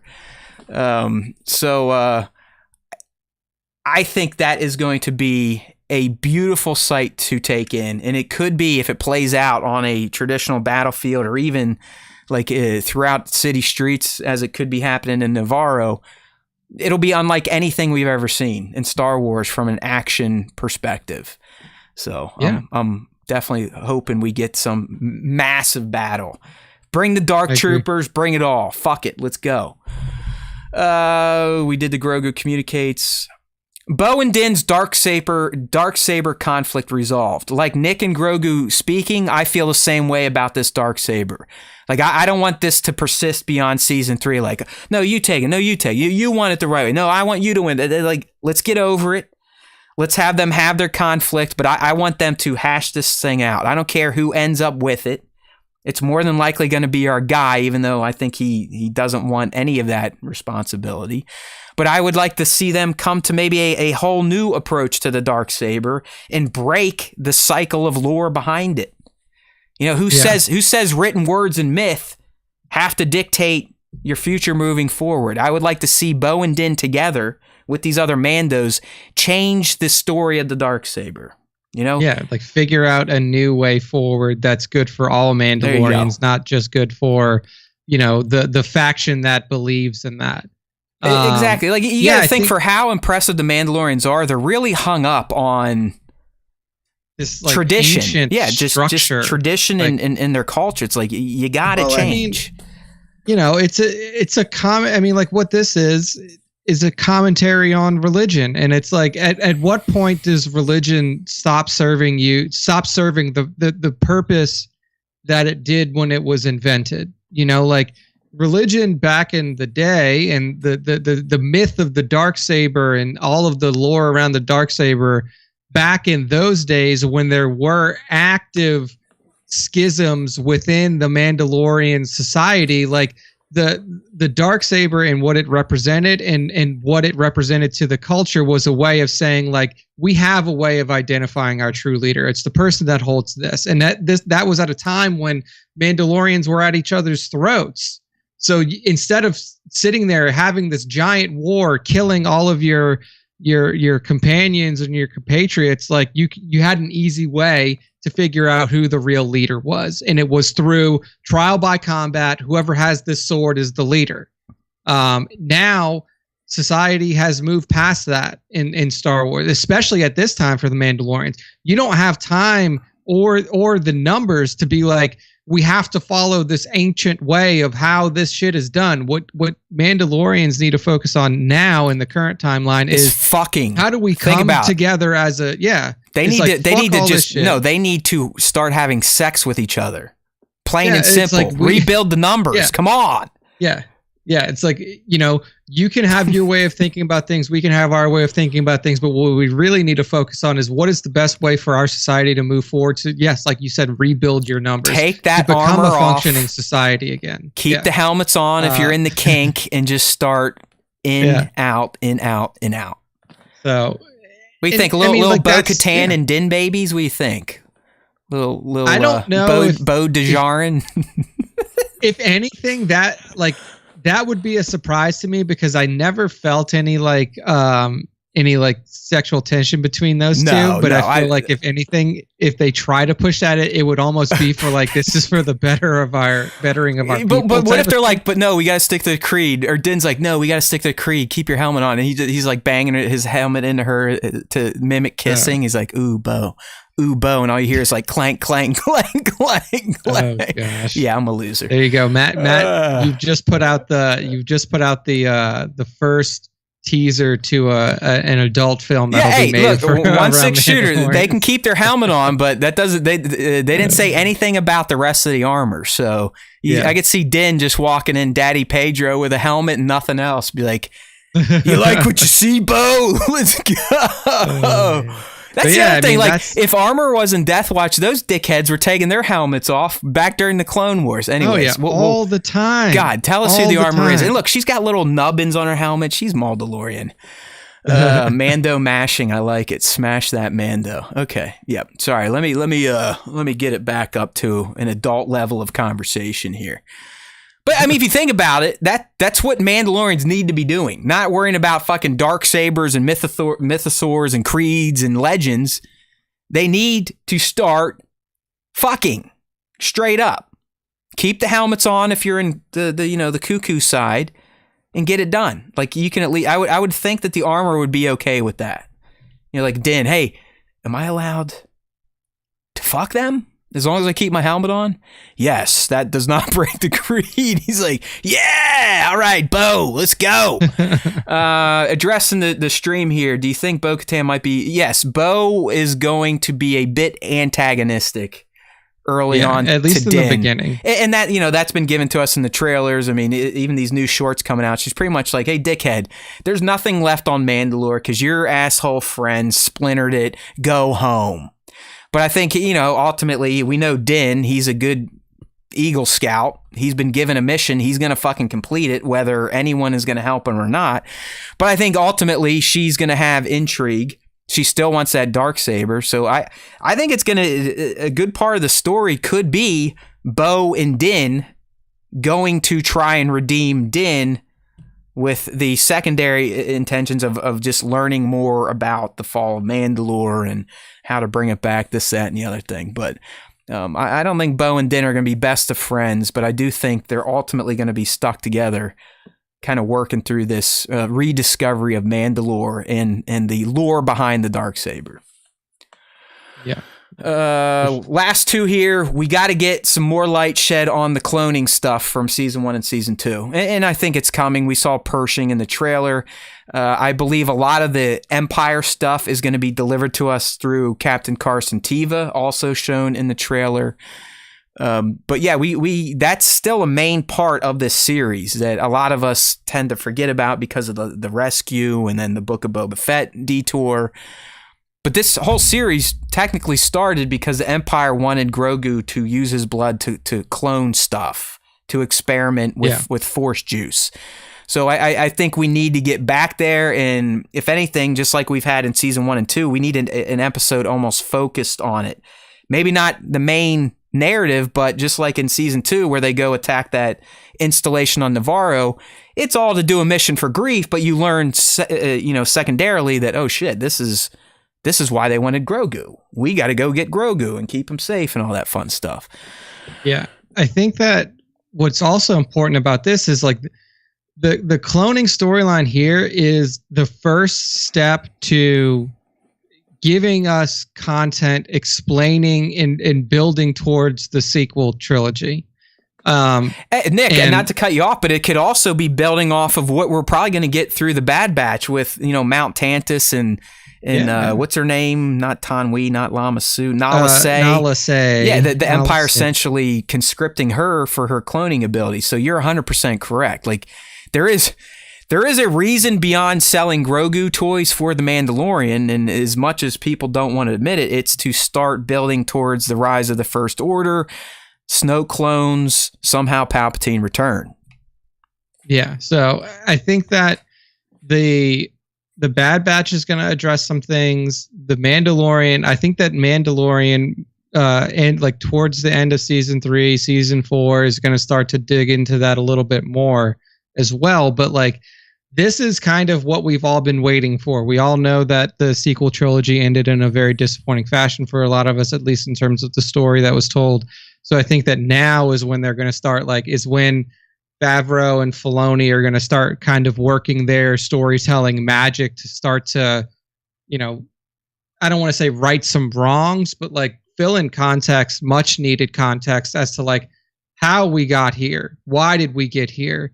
And not only that, but what is this super long game plan? How did this long game plan that the Emperor had play out over these, decades. Essentially the 30 fucking years that we have after Empire Strikes Back to the start of the sequel trilogy? You have 30 years to cover.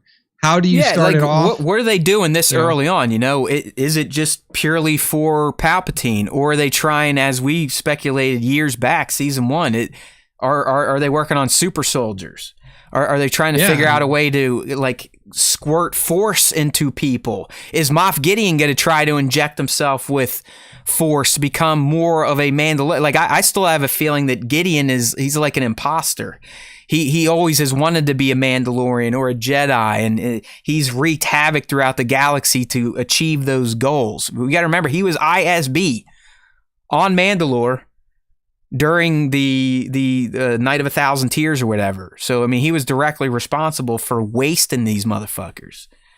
But why? Because he knew how powerful they are. So what's he trying to do with this shit? Is it just Gideon, or does Thrawn has his hooks in this plan, or is it Gideon and these other Moffs? We kind of skirted all that to deal with the lion and cub adventure, but that's been resolved. Grogu's back by choice now.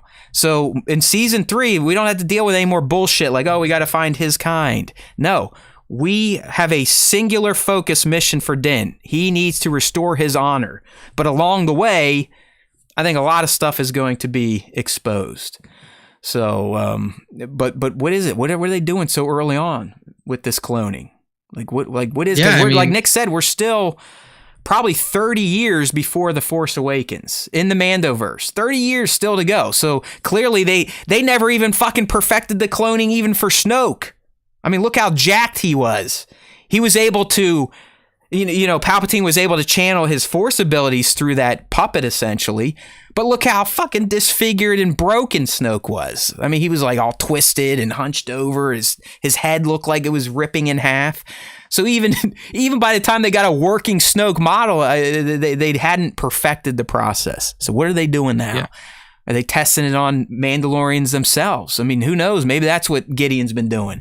Capturing these Mando cells and experimenting on them with the Force. Imagine a Force-infused Mandalorian. There's only really been one, Tar. What if Grogu's the next? I do think they're going down that path of Grogu becoming the next hybrid. Mark my words. He's already turned down the full Jedi path. But the dude's got the Force, he's got training from a Jedi Master, and he's got himself some Beskar. Homeboy is becoming a Mandalorian. All right? Yeah. We'll see how that all progresses. End result, look at you guys saying. Yeah. Kevin's making up good points. Listen, sequel trilogy is going to be what it's going to be. Hopefully we get a 10, 11, 12 to try to make up the sins of those. But it is a shame. We've talked about it a million times on this show. We ain't got time. Last point here, like Nick's going to say, Grogu's rescuer. I think it would be nice to, let's quit fucking around with that. How many more seasons are we going to do mini flashbacks of him in the Jedi Temple? Let's pull that fucking Band-Aid off, be it Mace Windu, be it Christopher Lloyd's character, who cares? I want to see the door open. I want to see it not be Anakin. I want to see his rescuer come through, and let's just get that done. Yeah, no, I agree with that. You're at this point, you're getting too far away from the people are starting to forget that he was rescued from the temple. That's what I mean. Really let's just end it. It's good. Yeah, it was great. I love the tie to the prequels. I love the tie to Order 66. I love it. But how much more can you really extend that now? I'm kind of the same way Nick is with Grogu's communication skills. Let's get over it. Quit tickling our taints. We want to resolve it and move on. Because once they resolve that, you can build newer stories off of it. Like, who was the person? Exactly. Where'd the person go? Why did he end up with what looked like a bunch of, like a Nikto gang? You know, how do you get rescued and then 20 plus years later, almost 30 years later, you're chilling with a Nikto gang? So Yeah.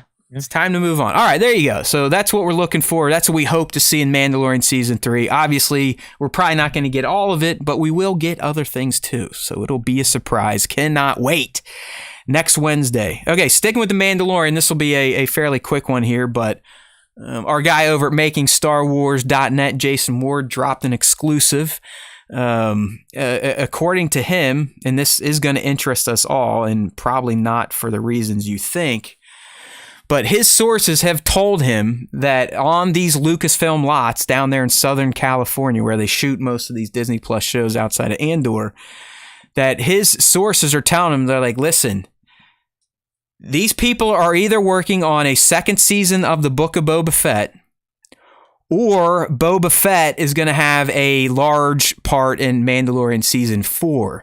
Because already in pre-production, these people working these sets are starting to see a ton of Boba Fett specific stuff showing up. One of the things being like the cockpit of the Slave One, Moff Gideon's new armor that apparently we're going to see. They're reworking it again for potentially Mando Season 4. So really what he's saying here is like they may be shooting Mando Season 4 by this October. And we do know Favreau just came out last week and said, yeah, Season 4 is in the can. Like it's written. So that's established. So why this matters? Well, why, like, because, you know, Nick and I, we're usually like, oh, cool, a story about shooting schedule. Who fucking cares? I agree.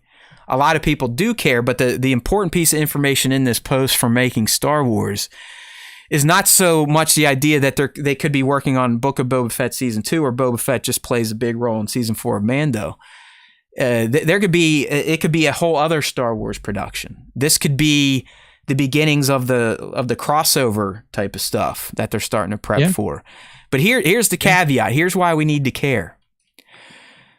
The reason that some of this pre-production may be getting kicked into gear at this point in time, Nick, is because Hollywood is bracing for what could be the next Writers Guild strike.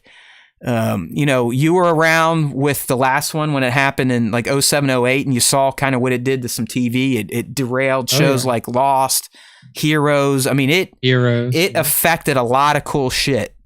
And yeah, I'm not going to sit here and rail on the writers for striking. They need to, because they're getting fucked, and that's why they're probably going to strike here. I have unique opinions on unions. I worked in Detroit, Michigan for 5 years in corporate America, and those are some unions that probably aren't good for society, but there are unions that are good. Either way, their contract, Nick, comes up May 1. And if you hear things like what Iger's saying, like we need to slash budgets and cut costs and this, that usually doesn't bode well for a contract year, a negotiation year. That usually means a lot of the extra stuff that the guild wants, which means money, it probably isn't going to be acquiesced to right away, which means there's probably going to be a strike. And if the writers go on strike, everyone strikes. Everything stops. Directors won't work. Actors will, like, SAG falls in line. DGA falls in line. That's it. Like all creativity ceases to exist. So that's what Making Star Wars is kind of thinking here, and what he's been hearing is like Lucasfilm could just be hedging its bets and getting as much shit done as it can now before the strike in May, because the strike could last a few days. I think the one in 07, 08 lasted about 3 or 4 months. And if that happens, it's obviously going to push back all these shows and schedules, post-production on Acolyte, on you name it. So just be wary of May 1 and what could happen. Because if the writers do go on strike, a lot of the stuff in the pipeline is going to be affected.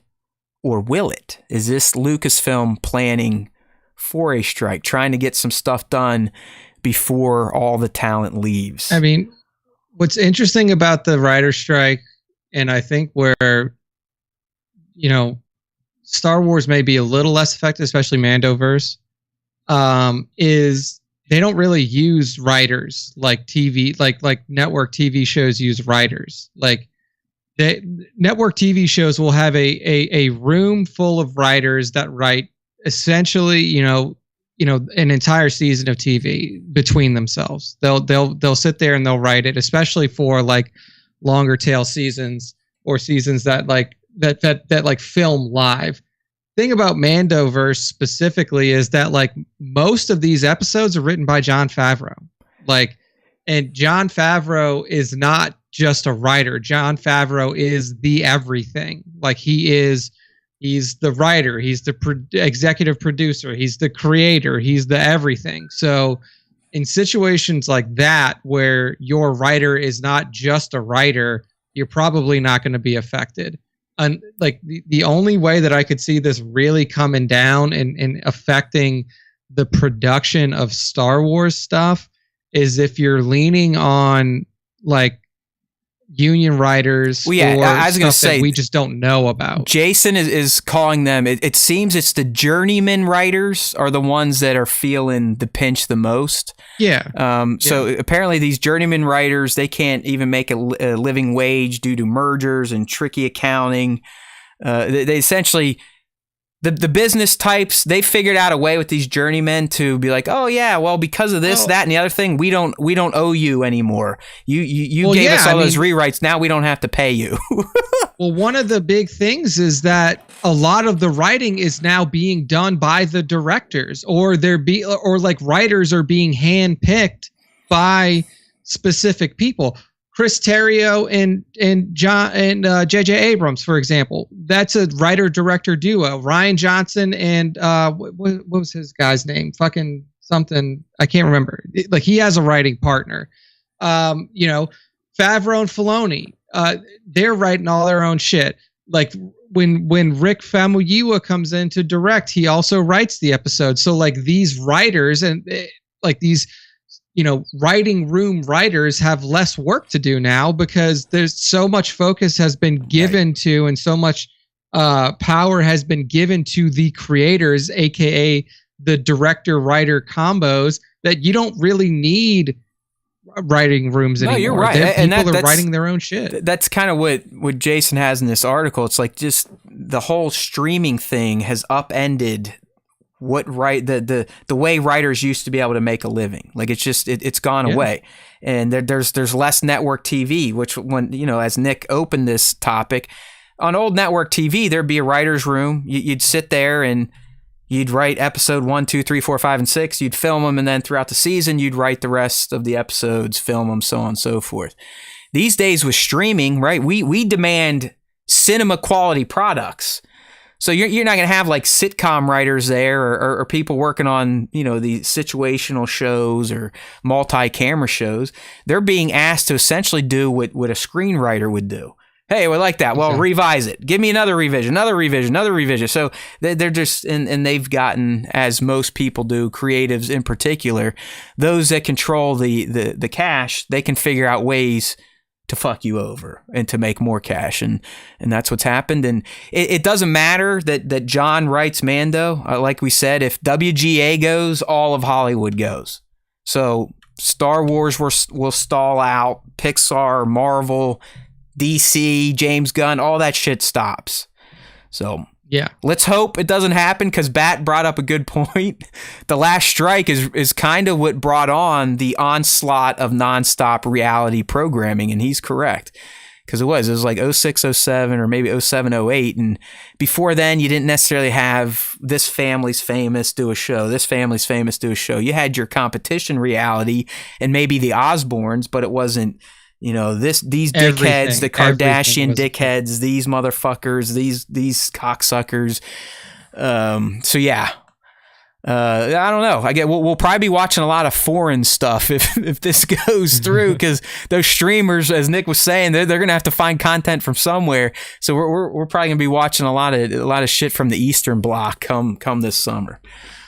Yeah, I mean, it's gonna be interesting to see like how if that really does, if like this writer strike will affect Star Wars moving forward. I mean, it may, like you said, it may just be a solidarity thing, like where even though Star Wars itself may not be as affected by, it doesn't matter, man. Once one guild goes, they're all gonna strike. Yeah. That's how it works. So we'll see. But those not thinking Boba Fett was ever gonna get more time in the sun, you're incorrect, because I would not be surprised if he gets a second season. I mean, why not? Oh yeah, 100%. And I'll say this too. It would greatly surprise me if, one, like, he didn't get a season 2, and 2, if they weren't working on both of these at the same time, because that's kind of what happened with Boba Fett season 1. Is like, yeah, they were filming Mando season 2, but they were also filming some stuff for Boba Fett season 1 at the same time. Oh yeah. Well, I mean, just last year, Ahsoka and Skeleton Crew were running production at the same time, same set, everything. All right, well, here we go. That's probably what's happening. Let's be honest. I just like that season 4 is in the bag, at least in terms of the words, and that it may start shooting this October. If it starts shooting this October, that means we're going to get it next October. Seems they need about a year these days, when they didn't need as much time before. But, COVID, pipelines, this, that, and the other thing. Okay. I'm going to pick up the pace here a little bit as we make our way towards the fan segment. But Daily Mail, they spotted our friends over on the Andor production again. And this time we can see Diego Luna as Cassian, and we got Adria Arjona or Jonah, however you say that, as Bix. Bix. Bix Aileen. And we can't really infer much from the images. That redheaded guy, I mean, that's like the epitome of a evil British redhead, right? Like that's why I think some people are scared of redheads, because that's like spot on scary redhead. But you can kind of get a look and feel for how they're dressing people. This is all again taking place in I think it's called like Barbican Estates or something like that, somewhere around London. It's where the scenes we were talking about last week, where Clea and Vel were meeting up. It's kind of that same location. But as we're looking at these pictures, we got some insights from Bespin Bulletin. Apparently, they had someone there that they kind of was trying to figure out what exactly were they filming, in particular, Cassian and Bix. And according to the man on the street, let me get back to Cassian Bix on the live stream here. So if you can see it, Cassian's wearing that jacket we saw him and Luthen with last week. And it does seem like they're trying to be secretive. Bix has these 2 big bags over her shoulder. But according to Bespin Bulletin, when the scene was filmed, Cassian and Bix, they're having a tense conversation as they are walking towards something called like Sammo's Deli, like a location. And at one point, Cassian stops her, like, hold on. Something's coming, or we got to be careful. And apparently he roots through these bags that you can see in this leaked image. And he's rooting through these bags, looking for something that, I don't know, is it going to get in trouble? Is it something they need for the meeting they're going to? But he ends rooting through it, looks back at Bix, and then apparently they keep walking. So it does sound like these two are on some sort of mission, probably on Coruscant if they're using this same location. And Nick, to me, the way it was described, it sounds like they're going to meet a contact, and they could potentially be either bringing wares for the contact, or maybe it's something they're smuggling into a place. But it seems Cassian and Bix will be on a mission in a populated part of the galaxy. In my prediction, it being Coruscant, and they're delivering something to somebody. Maybe to kill them. Yeah. Maybe to get some money. Who knows? But it seems like things get a bit contentious between the two as they go to their meetup. I mean, I gotta imagine that there is there's no love lost between Bix and Cassian at this point, almost to the point to where Bix is like, look, I'm only with you because I have to be with you, because if I'm not with you, I'm going to get killed. It's like, oh, well, you did come and save me, I guess. So, eventually, like after she had her brain liquefied by dying baby alien screams. Literally this girl was being tortured for like months and weeks, and granted, there wasn't a whole lot that he could do because he was in prison for some of it, but it was purely because of him that this was happening to her. So I gotta imagine that the animosity that she feels towards Cassian is at an all-time high. So she probably does not have a lot of patience for his bullshit. So I would imagine that anytime something even remotely, like even remotely contentious pops up, she just blows up on him, or like has to really stop herself from just going off on this dude. Do you see these two ever rekindling the clear? I mean, obviously they had a tryst a few times, or do you see them more settling into like brother sister type of bond? I would be surprised if it was even brother sister at this point. It's like to me, she has no love lost. Like she's not forgiving him for anything. No. At this point, why would she? Yeah. It's like, okay, like you eventually came back, and then when you came back, all fucking hell broke loose. So many of my friends were killed. So many people that you cared about were killed. Stupid Tim with 2 M's gets shot. Yeah. Tim with 2 M's dead on the stairs. And not only that, like you have now forced them out of their only home. Yeah. Like Bix, I don't know how long Bix was on Ferrix. I don't know if that's where she was born and raised or what the situation was, but like, yeah, I'd say she was pretty enmeshed in that society. Yeah. And now she has to leave. And not only does she has to leave, but she can't go back because Ferrix is now, it probably has so much Imperial security around it that there's no way that you could ever go back to it. So not only has he destroyed her interpersonal relationships with Tim with 2 M's and everybody around her, he's destroyed her home. So like, why would she be friendly to this dude? Yeah, I you make valid points. I guess my only counter argument, and obviously, I mean, in the end, this really has nothing to do with how the relationship plays out, but I just figure since she was already working with the rebels, I mean, she was working with Luthen even before she got Cassian mixed up with him, that it's kind of in her nature to rebel. So I look at it as she may be embracing her new life, even though she's lost everything because of Cassian. Yeah, I mean, I think that like the transition. She's making the most of it, Nick. She's not glass half empty like me. Yeah, I'll say like I think that her transition into like openly working for the rebellion will go smooth. Oh yeah, I mean she's right with it. Doing that. She's already doing it. I think that her relationship with Cassian, especially in the early times, is going to be like, look, I only have to be around you. Like I'm only around you because I have to be. Right. Yeah. And you know, if they move past that, it will come later in the season where it's like she finally kind of like comes around to like more of a friendly position around him. But I don't. It would be weird to me if their like love angle was to resurface. Well, hey, maybe she just to kind of stick it to him. Maybe she's already hooked up with the big guy. I forget his name. His other buddy. Oh, he like saved B2 and more or less kicked off the fight by beating the guy in the head with one of Marva's bricks. Yeah. I'm ashamed that I forget his name, but yeah, maybe she purposely just starts like noodling this guy and hooking up with him in front of Cassian and looking at him like, see, I will say like people that usually go through like torture like that don't really hop back. Yeah, she's probably not looking to get laid anytime soon, right? She has a lot of like got to find her special place again.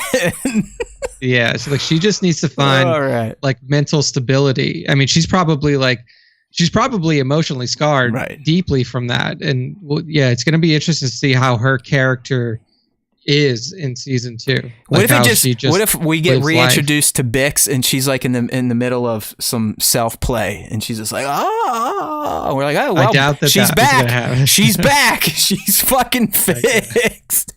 Okay, moving on. I got to get out of here. My head's in the toilet today. I don't know why.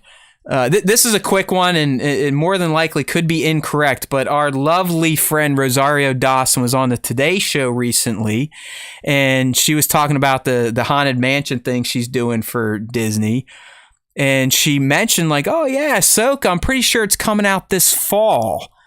And I was like, oh no, is it? Because I've kind of had Ahsoka pegged as the like Kenobi, like the summer show, little end of May, June, July action.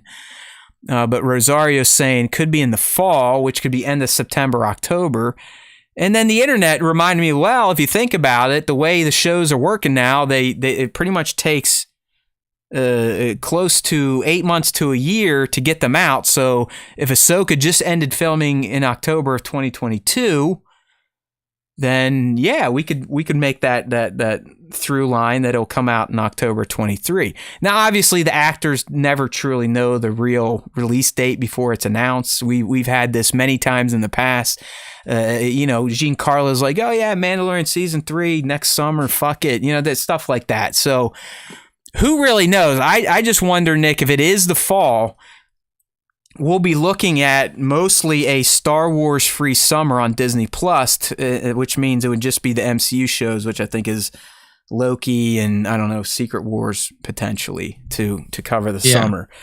So do you think she's on to something? Because she kind of said it had to do with Haunted Mansion. Oh, we're going to do Haunted Mansion first, and then I think Ahsoka's this fall. That's kind of how she was talking about it. Yeah. So here's what I'll say about that is, if it ends the way that we expect it to, where they do kind of tease Thrawn, like I mentioned earlier, into Ahsoka, then it would make sense to just go back to back with these two things. Don't give it don't give it months, don't give it any time to rest. Just give the people the direct continuation of what you teased at the end of Mando 4 and go right into Ahsoka. I mean, that would make sense. But that would put us in a position to where we would have no Star Wars. We're also supposed to get Skeleton Crew this year. And we get what is it? Visions and Young Jedi Adventures that they're set for May the 4th. They're coming out. Yeah. I know Visions, the whole anthology is at least going to be released. I don't know if Jedi Adventures, if they're going to get Visions into one-offs, but we know that stuff's coming May 4, but that's a one-day deal. Those are shorts. It's not a full show. So Mandalorian season 3, according to my calculations, we're going to get 5 episodes through March, which means by mid-April it's done, unless they've changed the episodic formula to 9 or 7. But Mando season 3 should be done I think I said mid-March, mid-April. So if that's the case, we're looking at the last 2 weeks of April, all of May, all of June, all of July, all of August, all of September. 6 months before they drop the next show. I think she might be confused. I really am still sticking with Ahsoka is going to be the summer show. And I think at this point it's wishful thinking. Because how much crosstalk are they going to do with those big Marvel shows? I mean, Loki is one of their bigger ones. It was one of their better ones. And then with the Nick Cage one, I think is the Secret Wars or whatnot. So that's a big one too. It's just I don't know. You remember you and I, we used to have these guardrails. Oh, you can't do Marvel and Star Wars. You can't do Star Wars and Star Wars. Well, they fucked all that now. They're doing Star Wars. They've done Marvel, Star Wars. So yeah, I mean, our thought process for release cadence for things was basic. The way that we thought of it was okay, well, you do a release cadence in a way where you always have something every month, so you never have a month where you're that would just be the down. Smart move, right? So hey, we end Mando season 3 in April. By May, we should at least have a Marvel series or a Star Wars series, correct? That's how we want it to go, or that's how the smart money would play. Well, also that's how you ensure subscribers don't leave. Yes. If you do something where it's well, we don't have a Star Wars show for 3.5 months, guess what? You're going to lose subscribers for 3.5 months. That's just how it is. And that's why I said it would have been more prudent, figure out your budget is the first issue for Disney. It's Disney's problem is not with the amount of content that they make. It's how much they spend on the content that they make. Get your budget in line and in a way where you can do things a little bit less expensive, but at the same quality. And then you tighten your release schedule to where you don't give people a reason to leave for 3 months at a time. That's what they need to work on is budgeting their shows properly and releasing their shows in a cadence that doesn't put them in a position to where they don't have anything available for their subscribers to watch. I mean, we'll see if that happens. I don't think that's going to happen. I think what's going to end up happening is content cuts. Like they're going to get to a place to where they just don't produce as much content, which is in no way going to help them fix their problem with Disney Plus being less. So far, it sounds like Marvel is the target for that. I don't think Bob. Yeah, because Marvel. Bob. I don't think Bob was a big fan with last year's Marvel slate and the shows that got out there and many Marvel shows got out there. I'm sure he was like on the sidelines, like seeing the disaster of Phase 4 play out and being like, "What the fuck are we doing?" Like, we had a direction all of Phases 1 through 3, and now we seem completely directionless in Phase 4. I don't know. I just like if they're really going to try to get Skeleton Crew in and Ahsoka, I find it hard to believe that Ahsoka would be starting as late as the fall. I mean, if anything, maybe like the Andor timeline, end of August, beginning of September, I could see that. And then Skeleton Crew could kind of follow the Book of Boba Fett pedagogy, or that's not the right word for that, but you understand what I'm talking about, to where it releases in 23, but most of the season is in 2024. I don't know. I'm still going to hold on to Ahsoka is going to come over this summer. It just seems to make the most sense. But clearly, I don't make a lot of that, so you can't really trust what I'm saying right now. All right. Well, we've been talking about Iger and his plans, and he, hates this and that, and wants more Star Wars, less Marvel. But Nick, I really think he wants more Star Wars in movie theaters. I don't think he's talking about Disney Plus. He wants to get motherfuckers back in theaters. And according to a new THR report, not that I think this is groundbreaking or something that we couldn't have just made up ourselves, but according to THR, they are saying that at Star Wars Celebration 2023, coming up here in April over in London, that fans, for the first time in over 3 years, are going to be given concrete information about the Star Wars movie universe roadmap. About time. Okay. Like I said, it's like when I saw this and everyone's like, "Oh my God, you see this?" It's like, well, yeah. What else would they do at Celebration? I mean, that's what Celebration is for. It's to announce shit and celebrate Star Wars. So, and you and I talked about what are they going to do at this year's Celebration? There's no movies. There's no Kenobi to kind of start beating the drums for. What's it going to be about? And it just makes sense that this is a great celebration to get back to business. And by that, I mean getting back to Star Wars' roots. Movies.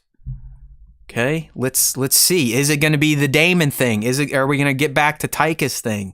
They really need to, even if this is bullshit.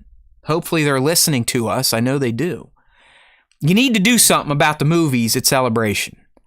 And not rah-rah bullshit, PowerPoint slides, roadmaps. You need to come out and either apologize for how fucked up your plans have been and the chaos you've turned the Star Wars movie universe into in terms of planning and what's real or what's not real. And you need to come out and be like, listen, the Ryan stuff, it's dead, or this is what it is. The Taika stuff, it's dead, or this is what it is. Rogue Squadron's dead, or this is what it is. Damon Lindelof, who the fuck are you guys talking about? That's pure rumor. They need to start fucking drawing lines in the sand so fans can believe in them a bit. Because I don't know about you, Nick. I sit here and drink Star Wars Kool-Aid all day. Through a fucking fire hydrant sometimes. I'm like, yes, Star Wars. I love you, Star Wars. But they've lost, on the movie side specifically, a lot of credibility over the past 3 or 4 years with all these big events and we're going to do this, and you get a movie, you get a trilogy. And then it turns into nothing. Or you hear like they leave, or there's disagreements, there's narrative problems. It's turned into a dumpster fire. So now is a great time to reset this and just come out and tell us the fucking truth. Okay? Quit getting us excited for shits and giggles and really truly lay down concrete in the stone on the fucking schedule. We spent the money. movies. Let's go. Yeah, I mean, at this point, from the last that we've heard, and I think the last that most people have heard, rumors were that the Lindelof movie is going to be the one that they push. All right. They're letting Taika have his time to write and do what he wants to do. It doesn't seem like he's trying to like push to be first to theaters either. As far as I can tell, Patty Jenkins's Rogue Squadron is dead, and they're probably not going to revisit that. No, you're not wrong, because in that THR report, they only talked with, it sounded like, at least, authority about Damon and Taika. They were like, yeah, we have no... Yeah. Rogue Squadron is definitely in limbo. Yeah. I mean, rightfully so. It seems like, and I don't want to sound like an asshole, but it seems like Patty Jenkins really got lucky with Wonder Woman 1. Well, I mean, I know that Patty had done stuff before. Well, check this out. We all forget that Zack Snyder's team wrote and crafted that world. Yeah. Where I think she was allowed to play herself in 84 in Rogue Squadron. Yeah, so unfortunately, that all kind of seems like it was a sham, like that, like she did a great job directing that, but like story-wise, she wasn't really that involved. Yeah. And if you look at, if you look at her resume leading up to Wonder Woman, there was nothing in there that like gave you the idea that like she could, I guess your one was Monster. She wrote that movie Monster in 2003. It was okay. It was well received, but that was so long ago. That was the one with Charlize Theron and Christina Ricci. But other than that, like she did some TV. She did one episode. I'm all about getting back to having writers and directors. I don't know why everyone's got to do everything now. Like, let's just get back to letting the expert writer write and letting the fucking expert director direct. Like, you know what I mean? It does feel like everyone has to do everything now. Like everyone's just ultimate narcissists. Like, no, I got to write it and direct it and act in it. Yeah, I think that came about with like that came about because of streaming. Like streamers were giving these people the opportunity to say like, hey, Abrams, do you like write and direct? You can do that. Write and direct. Everybody can write and direct now. And I think that for her, she suffered in the writing part more than she did in the directing part. So if we don't get some sort of definitive thing, then it's almost like, are we ever going to get back to it? Because if you think about it, it was under Iger that the entire sequel trilogy was released, and it was under Iger that the wheels were spinning on the Star Wars story side. He's the one that ultimately canceled the A Star Wars story runs after Solo. Yeah, and then once Chapek came in, movies completely fell to the wayside. They weren't even thought of. It was such a side conversation, and Chapek, really what Chapek's legacy will be is price increases to try to basically to like make the park a more premium experience by increasing prices, and then focus heavily on Disney Plus. And both of those fucking bombed out. Like they worked terribly. So it will be interesting to see like what over the next 3 years, how things shift from the side of Iger. If they really do like say, hey, we're putting way less focus on this Disney Plus shit, and we're going back towards theaters, and we just eat the L's that we take on Disney Plus, and hopeful, and then just really hope that what they put out in theaters explodes. Because if the movies that they put out in theaters do like, regardless of what you thought about the storyline quality of the sequels, it was a financial success. Every movie made over $1 billion, all of them. So like from Disney's perspective, they heard the cries of pain from the fans that were out there saying like, hey, this is bad quality. We don't like the way the story direction went, whatever. But like on their balance sheet, they saw 2 billion, 1.5 billion, 1.2 billion. And they're like, yeah, sure. You know what's crazy though? Like you make a good point, but to them, that was consecutive losses. So to them, even though they're making billions, they're like, well, we're losing billions too. You know what I mean? Yeah, like they're like, well, because usually with a franchise, your first movie should be your least profitable because you're kicking things off. It should only get better, but it got worse. So that's where they're like, oh shit, we fucked up. And hey, capitalism, that's one thing that you can say. The market usually will dictate a product's success. All right, for the sake of keeping things moving, buddy, let's just get into the fan segment here. I can already see we're getting up against our clock here. So we do the fan segment every week. We have two ways to get involved. Question of the week, Tuesday mornings at Star Wars Time Show on Instagram. Check the stories, check the profile. If the algo lets you, leave a comment. So let's go ahead and get right into the question of the week this week, Nick. And as always, when we're in season Star Wars, it's just going to ask you, do you like this or do you not? So this week's question is, what was your favorite or least favorite part from Bad Batch Episode 9, the one with a focus on Tech and Omega? Up first from the stories, this is South P24. Unfortunately, it's all a bit boring. The Omega stuff was like a child whining with their parents split up. I do appreciate the quality of the animation. How could a group of highly trained clones allow their ship to be stolen? So that is one thing that I thought was a little weird. It's like right now we literally have car alarms. Like you can lock your car remotely. Yeah, all I can say is they left Wrecker to watch it, so that's on them. You know what I mean? Like Wrecker, he probably saw like an ant on the ground and was just staring at it for 30 minutes straight. Yeah. But I like the Omega stuff was like a child whining when their parents split up. Like, hey, I mean, fuck that's you, literally kid. What it, your parents are divorced. Get over it. Yeah, I mean that is very hard for a child to deal with. Yeah, I like it. That he is right. That's kind of what the story was. I'm guessing Paul's in my generation where our parents or their parents would have been like, "Hey, suck it up, get over it." All right, next one, Ripik Tan. Another great episode. I get that folks get bummed over episodes like this, but fuck that. It's storytelling. It's storytelling in a TV show, episode to episode. That's how this shit works, people. Favorite part was Tech jumping in after Omega. Well said. Thank you, Ripik. Well said. All right, Nick, now into the comments. There you go. Indeed. We have JKind71.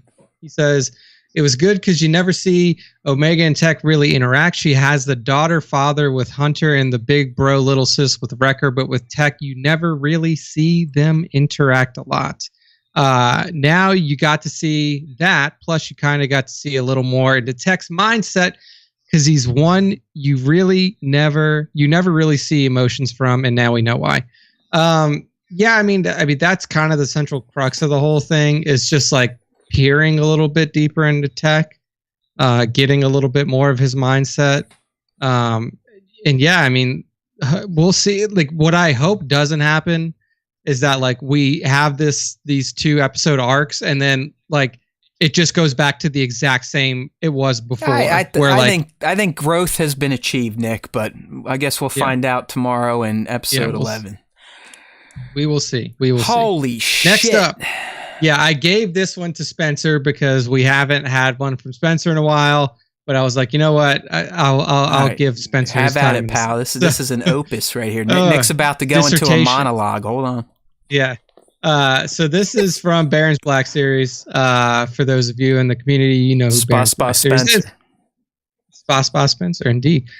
He says, I really like the Omega Tech talk at the end for many reasons. First, despite it being visually a very dark episode, the animation looked really good. I especially liked where Tech and Omega are having their big talk at the end. The lighting in the scene was really good, and animations on Omega's face were smooth and expressive. Hey, so speaking a little bit about the actual animation and not just like the story. He says, and second, I think they did a very good job of showing things from Tech's perspective and Omega putting herself in his shoes in order to understand him better. This guy getting deep as fuck. Just because he doesn't outwardly show his pain or discomfort with the changes in his life, like Omega does, it doesn't mean he doesn't feel those things. He just processes and displays them differently. It was nice for Omega to see and understand that. Tech has always seemed to fit into the character who is on the autism so it is spectrum category. So Spencer bringing this up as well to me, and I think they did a very good job of showing that this week in a way that he perceives and processes the world. I'm gonna golf clap that one. I'm gonna golf clap that out for Spa Spencer. Very, very well said. I appreciate that there. I mean, like, of course, this was an episode that was probably going to get ragged on a lot, but I do appreciate that a lot of people have taken the angle of like finally getting to explore Tech's character and really like pulling that out from this episode. And Nick, that's kind of, we kind of have a thing here. We're not allowed to say filler, and that's kind of what I've meant. To me, you can always find something of value in Star Wars, and I think that's what Spencer found right here. So, kudos to him. And last one, and then 2797 Studios. That's our friend Bat in the chat. He says, "I continue to enjoy the character building they're doing. Tech and Omega advancing as characters feel like they're growing up right before our eyes." But I'm also wary of the inevitability of where things have to eventually go. Lots of death. I guess Bat. Yeah, I guess Bat here is talking about a character death, potential character death that may be on the horizon. Do we lose a core batch member in season 2? And Crosshair would be included in that. I don't think we do. Okay. I think it's a little too early to off one of the members of the batch to this point. And technically, what about Echo, since they already removed them off the map? That's what I was going to say. I mean, technically, we've already lost one. I don't know what the plans are or like what the season holds for Echo in terms of like, is he going to be included in some episodes moving forward or not? But I mean, you could look at that as a loss already. Yeah. Okay. A death, I feel like they would hold for a very plot significant time period. Okay. And I'm going to be honest with you, plot significance for the remainder of season 2 is kind of murky to this point. We don't really have like, what's the overarching line that's happening in season 2 at this point? We don't really have. The overarching line from a broad standpoint, Nick, the overarching is getting the batch from. We don't really out from under Sid's right. No, not so much that, but we don't understand our role right now. We're gonna fight the Empire. I think that's the main the main goal.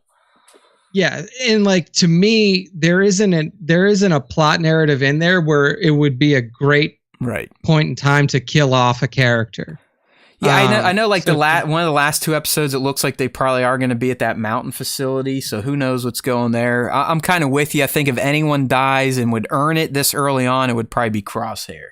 But it's like, why not? No, why not keep him for another few seasons? Okay.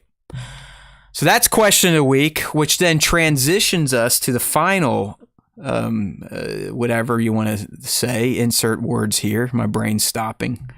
The final aspect of the fan segment, is the top 5 Star Wars fan artist features of the week.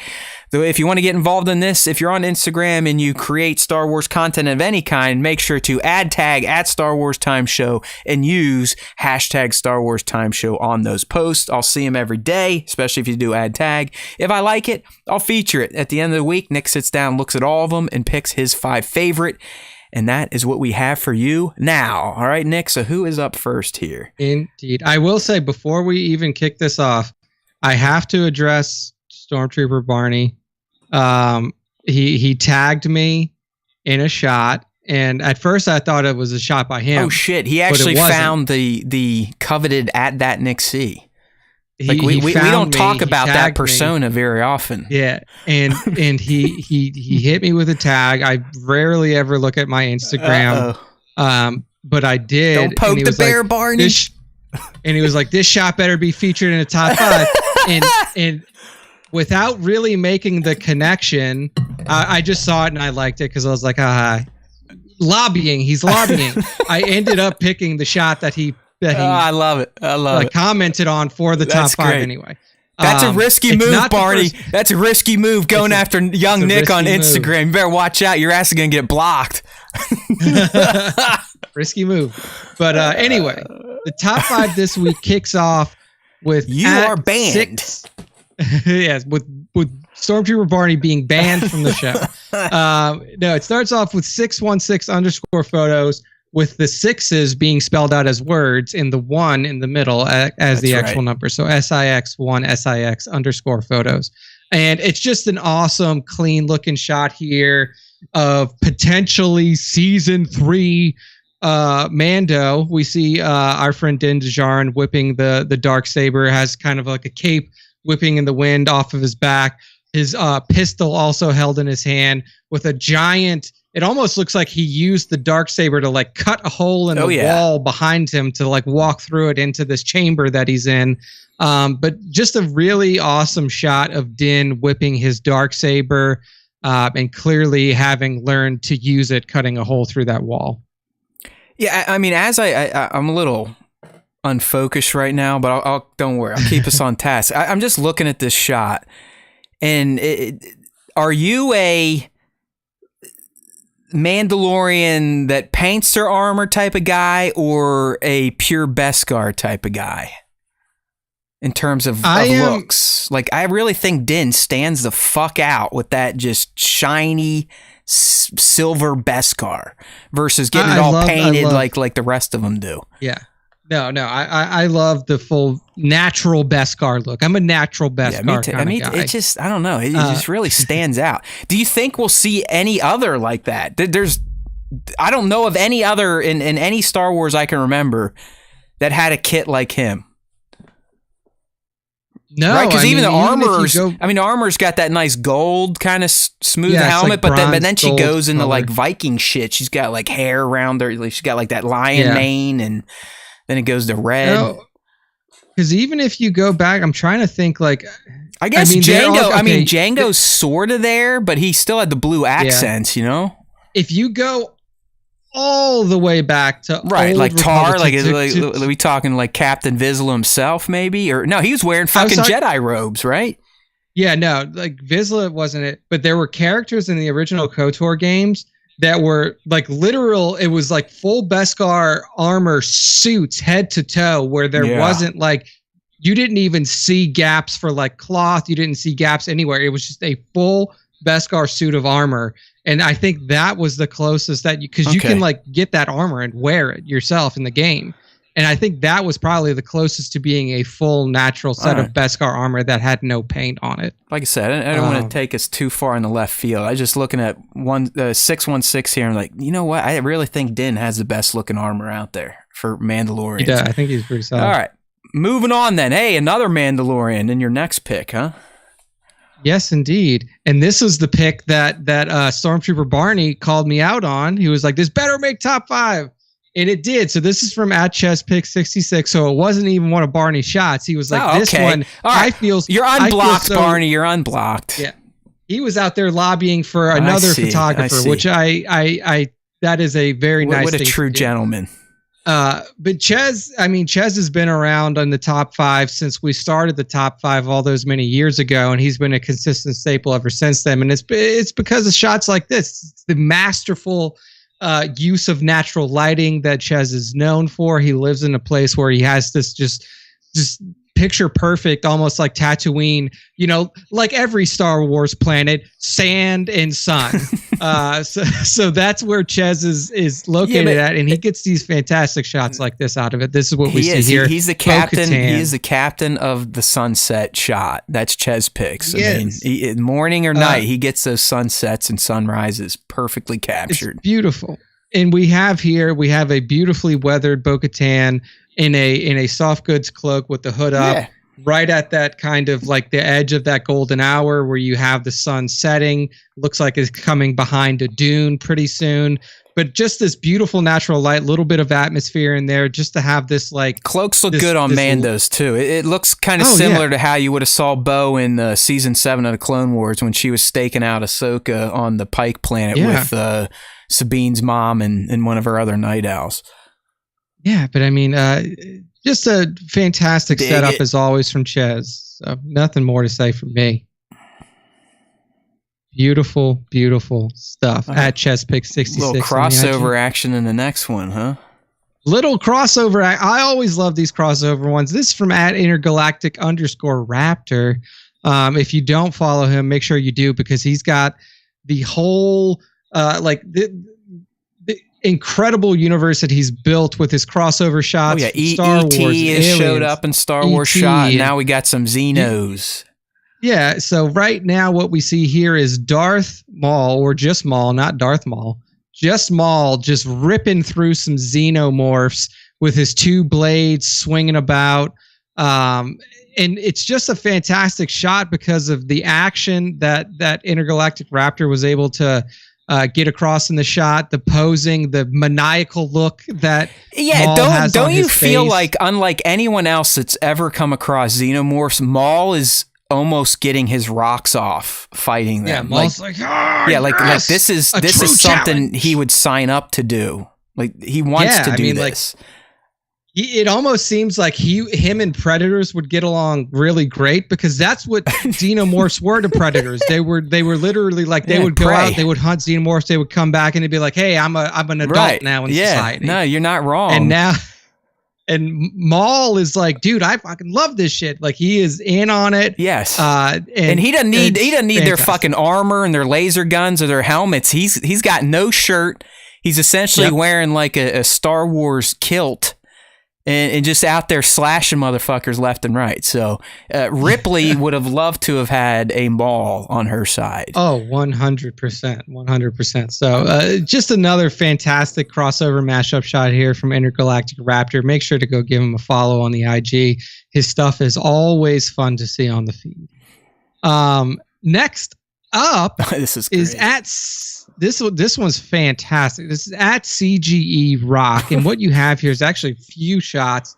And what's most, I mean, like the impressive, like the level of impressive that this shot is just unbound. I mean, so what we see here from CGE Rock on the first slide is Din kind of sitting down or standing up at like a workshop table, and I think what he's doing is he's almost building a remote controlled 100%. version. Yeah, you nailed it. You nailed it. He's building an RC N1 starfighter, like the one that Peli built for him, so him and Grogu can fly it around in their downtime.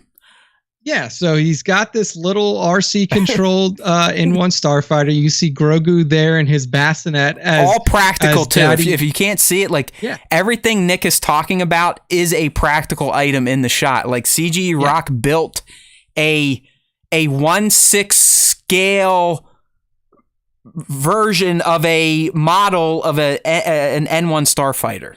Like, it's tiny. Yeah, I mean, at this point, it's like a 1/36 who knows? scale. Yeah, who knows what its scale is? But he has scaled a starfighter to make it toy size for a 1/6 scale Star Wars toy. Like, talk about getting meta.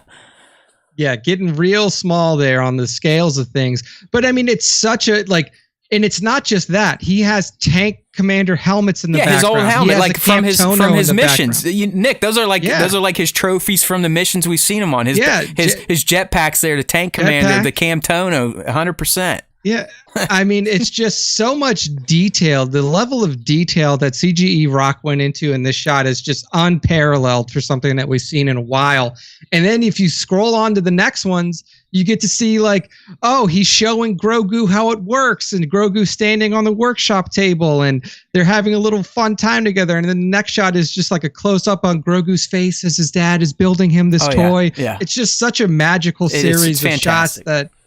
Nick, is this something you would have done with your father? Did your dad like mix you up in stuff he liked to do, like working on cars? I don't know if your dad liked working on cars, but it was funny because that was my dad's job at the time. Is he was a mechanic, he was a car mechanic, so that wasn't something that we really did for fun. But yeah, I mean, like we would do projects around the house, like whenever we would do so. If we were painting the garage, we would do it together. If we were, like when one of the big things that we did with a lot of the family was when we had our lake house out in Louisiana, like we built the lake house, the interior of the lake house. We did that all together as a family. You were like you had a normal father-son deal. Like I don't I didn't do any of this shit. Like my dad worked in the restaurant business, traveled, so he was never home on the weekends.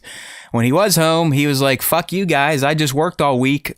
I'm going to do what I want to do. So he would just work outside and drink. So I never really bonded over stuff like this. But even in our chat here, we got B's Mobile Auto Detailing Bay County. Reminds me of my dad and I building remote controlled cars. And I imagine a lot of people that saw this shot, and I don't want to say just men, you never know what the ladies got into either when they were young. But I imagine that brought back some memories, because that's what this is. It's Din and his little boy Grogu hanging out, having some fun, building a remote controlled N1 starfighter. Yeah, absolutely. So good stuff there at CGE Rock on Instagram. Make sure to give him a follow. Next up, and the final shot of the top 5 this week. This is from at Phoenix_toy photography. And we got a shot of General Kenobi, Battlefield General Kenobi, flanked by some Phase 1 clone troopers, standing on a battlefield victoriously, one of them propping their leg up on the expired corpse of a B-1 battle droid. Yep. I mean, really what made this shot to me was not only the posing is fantastic, but the weathering that I just like these figures. The tone in general. It's kind of got like a warmer tone to it. The figures, as Nick said, are weathered expertly. Fordo looking good there. The red guy, the red clone from Gennedy's Clone Wars. I don't know. It's like it's a hero shot. You know what I mean? It's truly like they're heroes. They know they're heroes, and they're posing for their moment. And I think, if anything, Nick, it's just reiterated to me that I think I prefer the Phase 1 clone bucket over them all. It's just, I love that shit. I think that's the best one. With the fin and those little more Mandalorian-esque like eye slits and mouth thingy. I love that. I love it. They were honoring their donor there, and then they shifted towards the Stormtrooper helmet. So George made sure that we saw clones are like the Stormtroopers in the prequels, right? Yes, thanks, George. Yes. All right, good stuff there, George. From at Phoenix_toy photography. I'm tripping over my tongue lately. It's like, is that a sign of like Parkinson's or dementia where you almost start slurring when you never used to slur? That just happens to me when I get dry mouth too. Like if I'm talking a lot, I just get dry mouth, and if I don't hydrate enough, I just start to stumble. Blah, blah, blah, blah. Is your anyway? I have no Hot Toys currently shipping, Bat. I have plenty in pre-order, but none have said they're coming my way. I don't know which one you may be referencing, but lucky. Yeah. Anyway, Matt's stumbling over his words. Right. We're getting to the point where the sun is starting to wash my face out. It's time. It's the end of the top 5. It's the end of the show. So Matt, close us on out. That's right. We got to get out of here because we still have some official SWTS business to get to. So if Sir Dork and 1/6 Shooter, if you're still alive and awake after this meandering discussion about random shit, it's about that time for the meeting. Okay? It's about that time. No, Bat, I did not get Shiny Clone. I missed out on that one. I'm all right. Don't get me FOMOing out, my friend. Just let's let it lie. It's okay. I didn't need it, right? I didn't need it. Right? Okay. All right, but yeah, we still got some work to do. So Star Wars D&Ders, if you're still listening, get your Skypes ready, and we will be calling you into a session. Appreciate you, 1/6 Shooter. We see he is ready to rock. But it is, as Nick said, it is time to go. We went way too long. We had tech issues, failed promises to young Nick, so I got to get my ass out of here. But we love you. Keep coming back. We see the numbers keep going up and up and up. Let's keep that trend running. I don't know if it's us, if it's the fact that we're in season Star Wars, who the hell knows? But if you've helped, if you're driving views and downloads and listens, we speak your name. May the Force be with you, all right? There's always time for Star Wars Time. Don't forget it. StarWarsTime.net on the internet. That's our home. Best place to find links to do stuff. Get on those podcasts. Even if you do the live stream, still sub to a podcast. Leave us some ratings and review because it helps us more than you will ever know. There's always time for Star Wars Time, my friends. And remember, if you do listen to the Star Wars Time show, the Force will be with you. Always.